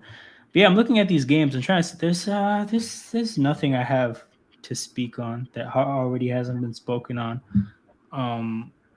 Oh yeah, we at some point talked about next week's games, and then like it went off into something else, which is how things happen here, people. This is not like a very rigid agenda based platform. I think we left off at Chargers Vikings and talking about the Chargers head coach or some shit like that. But yeah, that game will just be interesting from a desperation standpoint. Yeah, man. I'll be honest. That is you lose, you might be getting fired, bowl. Bro, it's El Sakiko, but like there's no equivalent here that we can like make a funny joke out of. But that is what it is. 100%. I can't wait. But yeah, that's that game. Bills Commanders. I have very little to say about that game. I think the Commanders' undefeated start ends. Saints Packers. I think that is like two teams that kind of feel in the same space as teams. So it'd be interesting to see if like one beats up on the other or some shit like that. But Eli Apple just took a penalty. Some things never change. His immediate thing he tells to a referee is not that, hey, I didn't foul him. He's like, hey, it was uncatchable. So you gotta love that. I respect it. He's like, nah, let me off on a technicality. I did that shit. I respect it. Oh yeah, Falcons Lions. We did kind of talk about that, but I don't know. It's interesting. We still don't know what Atlanta is exactly, but I don't think they're good. Did Ritter throw for? Did he throw this? I hate their coach. Arthur Smith? Yeah. Yeah, I don't really get what they're like trying to do. It's almost like he's like, you know what? Let me just do Tennessee all over again. You know what? We had Ryan Tannehill, so I don't need a good quarterback. Let me get some random guy. Oh, you know what? Like we literally only had AJ Brown. That's cool. I'll literally only ever pass to one guy down the field. We need an elite running back. Let's spend premium draft capital on just that, an elite running back, something like nobody else really does in the NFL. I just don't get it, man.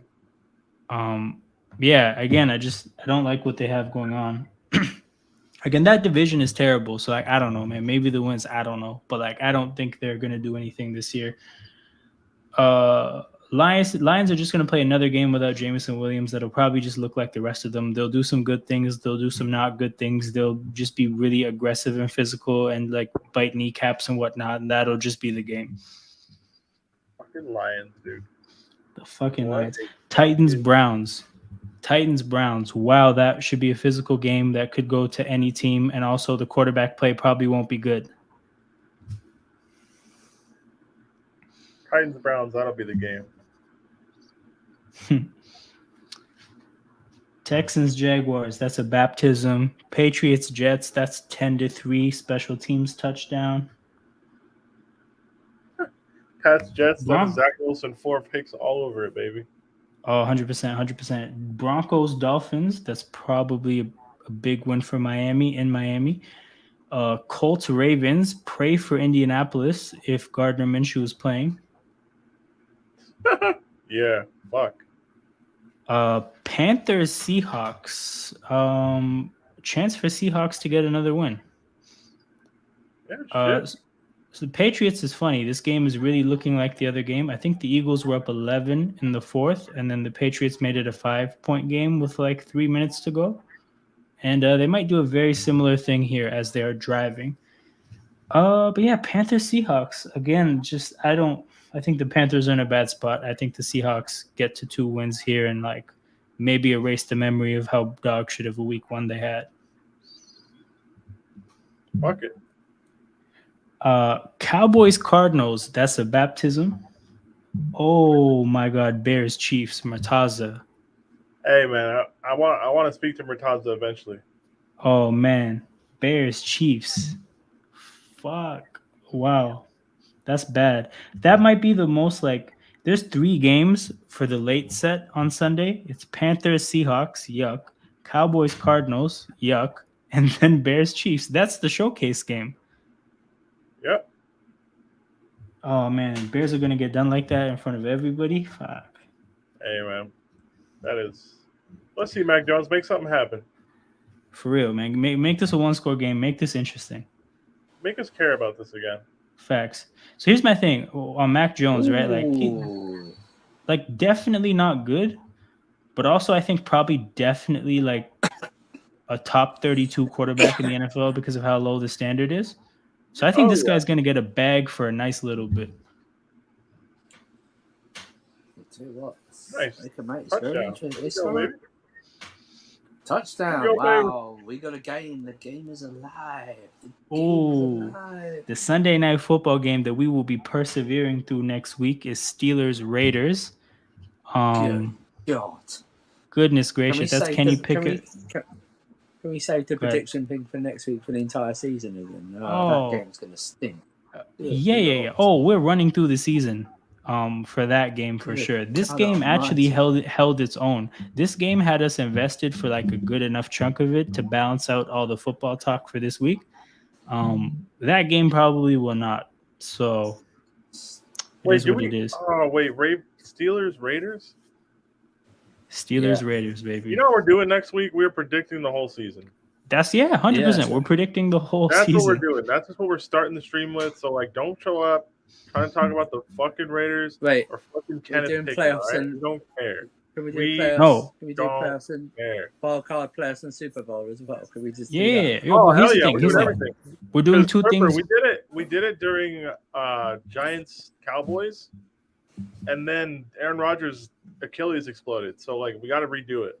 I'm sorry, that game next week deserves to be the Monday Night Football second game that they do. You know what I mean? That game deserves to not be on TV. 100%. So that's the thing, people. For that stream, right? We'll be talking about the football that happened on the Sunday. We'll be talking about our prediction for the entire season, and then like Peter usually ends up chiming in about the Orioles during the stream at some point. So we're gonna get an Orioles update. Absolutely. There'll probably be like 6 games left in the season, so we'll get an Orioles update. Inevitably, if Murtaza's there, we'll get like a 30-minute conversation about the Bears. Oh, that'd be great. Yeah, that'll happen. We'll get him ranting for at least the first quarter, at least. Oh yeah, so we're gonna fill that up. One quarter of a full like rant from. Yeah. You guys will probably get about 90 seconds about that game, but hopefully something entertaining happens. I hope George Pickens and Marcus Peters, maybe they'll swing on each other. That's possible. But yeah, we're gonna be cheering for something like that. The Monday night games: Eagles, Buccaneers, 2-0 against 2-0, undefeated against undefeated. NFC powerhouses going at it. I'm gonna pray for Baker Mayfield against our defensive line. And then Rams, Bengals, a Super Bowl matchup that might feature Jake Browning in it. That's bad. Rams, Bengals, yeah. Be interesting to see what they do with Burrow, man. Hey, if Browning is playing, the Rams are getting that W. The Rams might get that W anyways. Definitely possible, man. They're not playing bad football by any means. The Rams are a hashtag not bad. Yep, 100%. Now, my hashtag not good was really popular. We might have to change that. They might be hashtag not bad. Yeah. Not bad is a nice compliment. Now you got like 2 hashtags going. Yeah, So you fuck it. Facts. Lucky. Facts. Peter, did we decide on a timing in the group chat about tomorrow's stream? Because like, I'll be real, I don't really think there's actually a reason to start it early if you're just not gonna be there and like the game isn't even like riveting like that. Yeah, I won't be off work until I won't be home till 5, and then I'm leaving at 6 to go to my 6-a-side game. So I'm thinking like Dope. tomorrow I might just like sit it out. Also, those games are dog water. Yep. Like I supreme don't care, and like I'm saying this as a supporter of a team in the AFC North, so I Yeah. kind of should be locked into that game, but I just don't give a shit, man. Nah, that's cool. That's cool. But yeah, I don't yeah, know. nah, just don't worry about it if it's like that. But yeah, I mean, like, Surfer, I'm down to start at our normal time if you're down to start at our normal time. Yeah, I mean, I really don't want to watch that. That soccer type of event. Oh, and like to be clear, you guys absolutely don't have to watch the game. Oh, 100%. I'm not watching that game. I refuse. Yeah, like I'm not even going to have it as background. I'm just gonna do it. Yeah, for those of you who are watching who are not familiar with what we're saying because you're not here from Sarcasm City, we're talking about the other football show, NFL Talks, the other football show on Sarcasm City. It's the NFL show we have over there on the Kick. So if you know the streaming app Kick, that's where we do the streams. We talk about the NFL. So it's us three plus a guy named Eddie and a guy named Murtaza. It's a good time. We have, again, like NFL conversations with absolutely no structure. And we just have a good time while watching Monday Night Football. And we usually end the stream because the game is ass. So that's what we're going to be doing on Monday, people, at roughly 8:15 Eastern time. So whatever that is for your time zone, you guys should tap in there as well. Because, again, it's more of the same. Basically what you've been watching here. Joel says Tua's the only Samoan that's not buff. Damn. So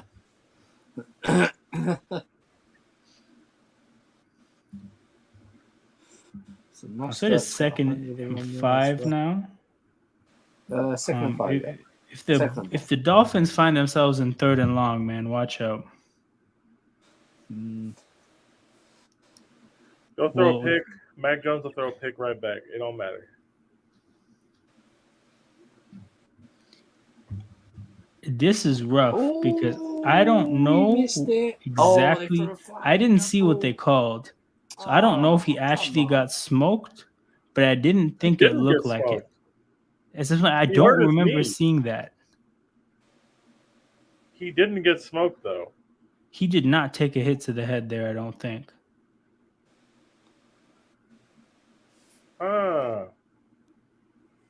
don't know about that one, Chief. Can I at least see a replay? They did call it, indeed. That's a rookie there making that hit. All right, let's see this.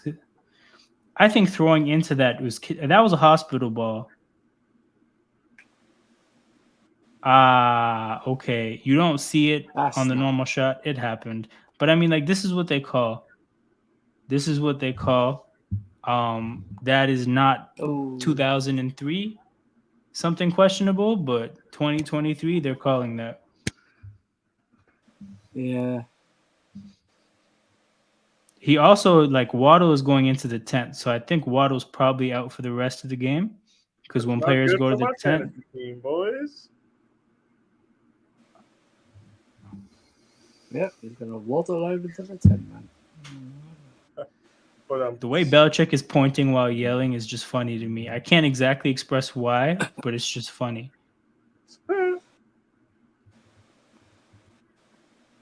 I'm Bill Belichick.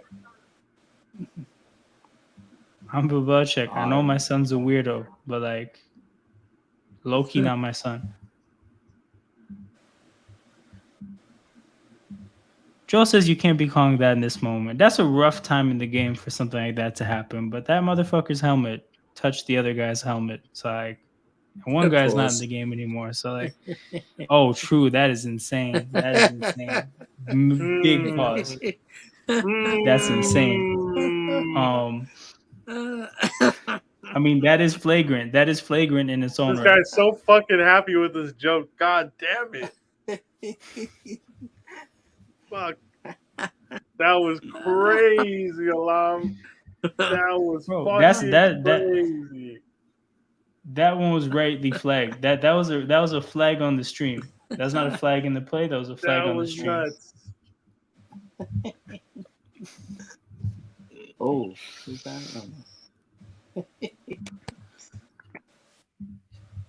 Holy pause, Batman. Yeah, that one's in the Hall of Fame. Oh man. Oh my god.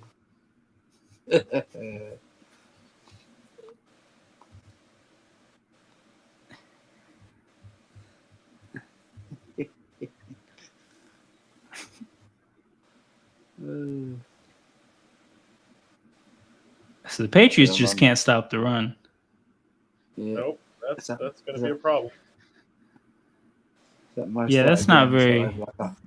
That's not very Patriots. He's got nearly 120 yards rushing.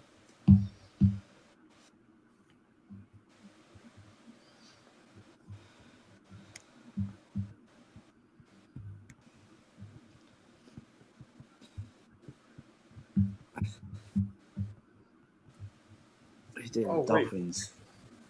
American Airlines? I get to choose my seat on the basic ticket? That's what we're running then. Fuck yeah.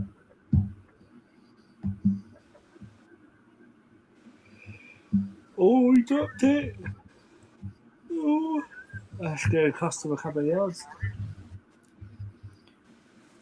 We're gonna kick it, right? Down. Yeah, Leon says, I told you this run defense is suspect. He did mention that at some point. Dolphins O-line is hilarious. Well, I mean, shit, man. They're in 4th down. This is a longish kick. If the Dolphins find a way to lose this, I don't know, man. I don't know about that. For real. You said it would be a missed kick, right? Somebody mentioned that. Yeah, Peter did. Yo, this guy's 4 for 12 from 50 plus. Why is he kicking? Wait, what? He's 4 for 12 from 50 plus. And he's still on the team? Yes. He better be 100% under 50. Since 2021, yeah. That's kind of tight, I guess. He better be 100% under 50. Jesus Christ. Hooked it. He missed it. Oh. Mac Jones with the ball. 2:14 to go. 2 timeouts. The Dolphins don't win this game. 2-minute warning. Mac Jones rise. And a 2-minute warning as well. Now we're talking way down the line. But if you score, do you go for 2? Fuck yeah. Okay, let's say you score with 30 seconds left or less. You go for 2? Let me see how many timeouts Miami has when they show the scoreboard. Actually, I can have 2 right now. Cool. Yeah. I mean, the thing I'm thinking about is like, I don't know.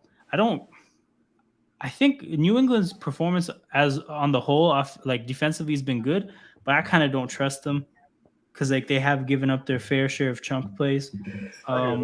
I do feel good about the Patriots' special teams, like holding it down in the overtime, but like Tua might just get the ball and go down the field, get a touchdown, and like I'm not going to chance that. So let's go for 2. 3-minute warning. I don't know, man. Like you got to have a play you like to get 2 yards. At the same time, there have been a lot of times in this game where the Patriots have made getting 2 yards look very difficult. So I don't know, man. I'd do it. Fuck it. Everybody's got to go home. We may as well do it early. Everybody go home. Don't trust the offense. I respect that. Leon, as a Patriots fan, what do you think about how the defense is played? I'm curious. You watch them a lot closer than I do. I mean, like, to hold 2-0 and these weapons to less than 250 passing yards, I think is pretty solid. Now, they've been, like, gashed on the ground, but, like, it is what it is. You held it down for, like, half of the offense.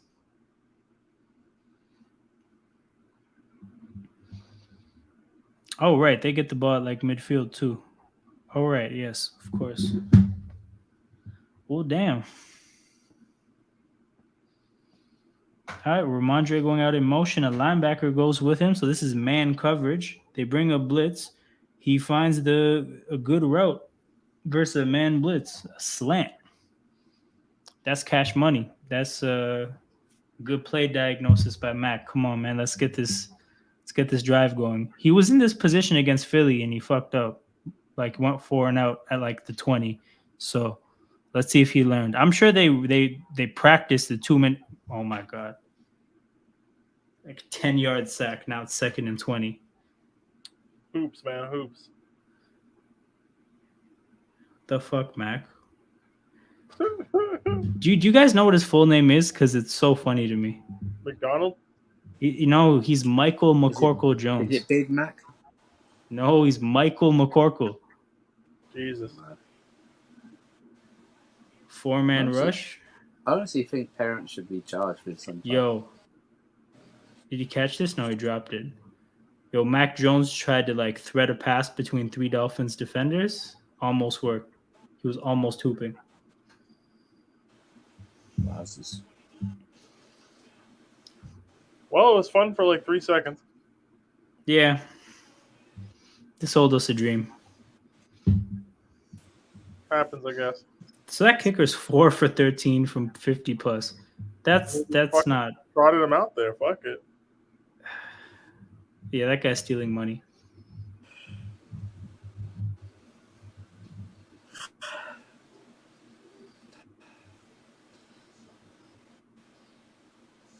$15-yard catch, so it's like 4th and 3 now. 57 seconds. They call a timeout. Yeah. They call their last Call a timeout. timeout. Yeah. Call their last Call a timeout. timeout, Drop your okay. best play. I low key, because we're taking this timeout, if I get this ball and we're going on that next down, I'm not spiking that shit. I'm gonna have the second play drawn up. Everybody go deep. We're doing a fake spike and taking an end zone shot. Real hoops. A fake spike. I don't know if that's a catch, Chief. Here's the thing. Yo, hold up. That angle makes it look like it never touched the ground. This angle, yo, I don't think it touches the ground. Also, they reviewed it and they said, fuck it. I mean, either inconclusive or it didn't touch the ground. Fuck it, I guess. All right, 60 seconds left. No timeouts. Touch his wrist. Yo, Mac Jones, fake spike time. Fake spike time. Fake spike time. He's fucking idiot. This fucking clown. Oh my god. Oh my god. Oh my god. No. Let's go. Yo, this might be the realest hoops I've ever seen. This might be the realest hoops I've ever seen. What? Oh my god. Oh my god. Did that work? Yes, it's first down. That's now incredible. Miami is calling a timeout. Oh my god. Yo, here's the thing, Shit. Peter. The fact that he kind of turned back and had his momentum, I feel like if he caught that and just fell forward, he would have got it easily. That was incredible, though. The fact that he turned the other way, stayed up, lateral to an offensive lineman who then had his what a man's catch pull by up. the line dude, though. He definitely made it across, by the way. Yes, because his man's pulled up and they pushed him. Yo, that's an unreal catch. Yo, that's one of the most athletic plays by a lineman I've ever seen. That guy's probably like 320 pounds and 6'6". That's incredible. Yo, that is real hoops right there. That's what I said. You know what? I hope they win. I'm a Patriots fan now. I'm converted. That was hilarious. Yo, Peter, I said it real time as it happens. I said this might be the realest hoops ever. That was incredible. This is the kind of stupid finish that this sport needs. Yo.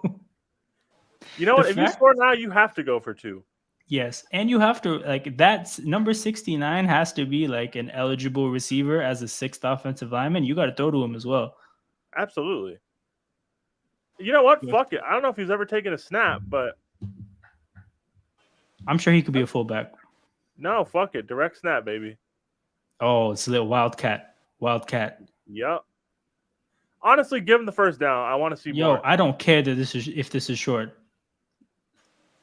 Yo, run. No, don't do this.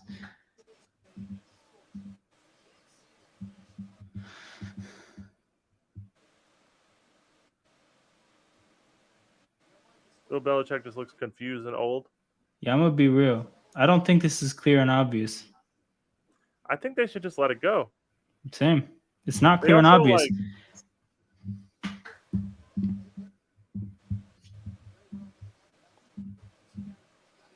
The Dolphins side is bringing the offense onto the field and they're celebrating. I don't know if they are just anticipating this.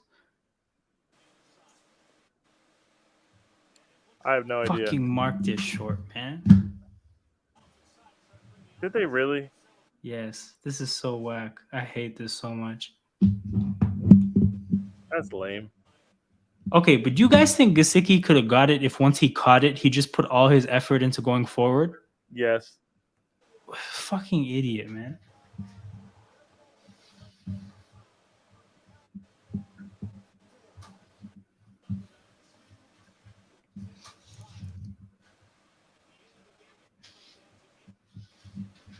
But what a way to lose a football game, people. The Dolphins are going to take knees. So we are going to call this stream at this point.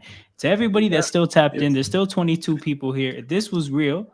Shout out to you guys for sticking around with us since the raid. You guys have been here for like 3 hours now. That's love. I appreciate it. Joel says the refs don't want real hoops. And that's what we're going to really end this stream on, because that's the message we want to get out to the people. The refs don't want real hoops. And we need to change that about sports and life. But yeah, if you guys are still here, man, make sure you press that like button. Make sure you subscribe on your way out. Tap in with us again. I'll probably have a stream midweek at some point to talk about the games. I don't know, something like that. But we will not be doing the Thursday night game. Tap in with us for Sarcasm City, NFL Talks, the other football show on the Sarcasm City Kick. You will hear from the same 3 people here, plus more people talk about football. So if you like what you watched here, you will enjoy that stream as well.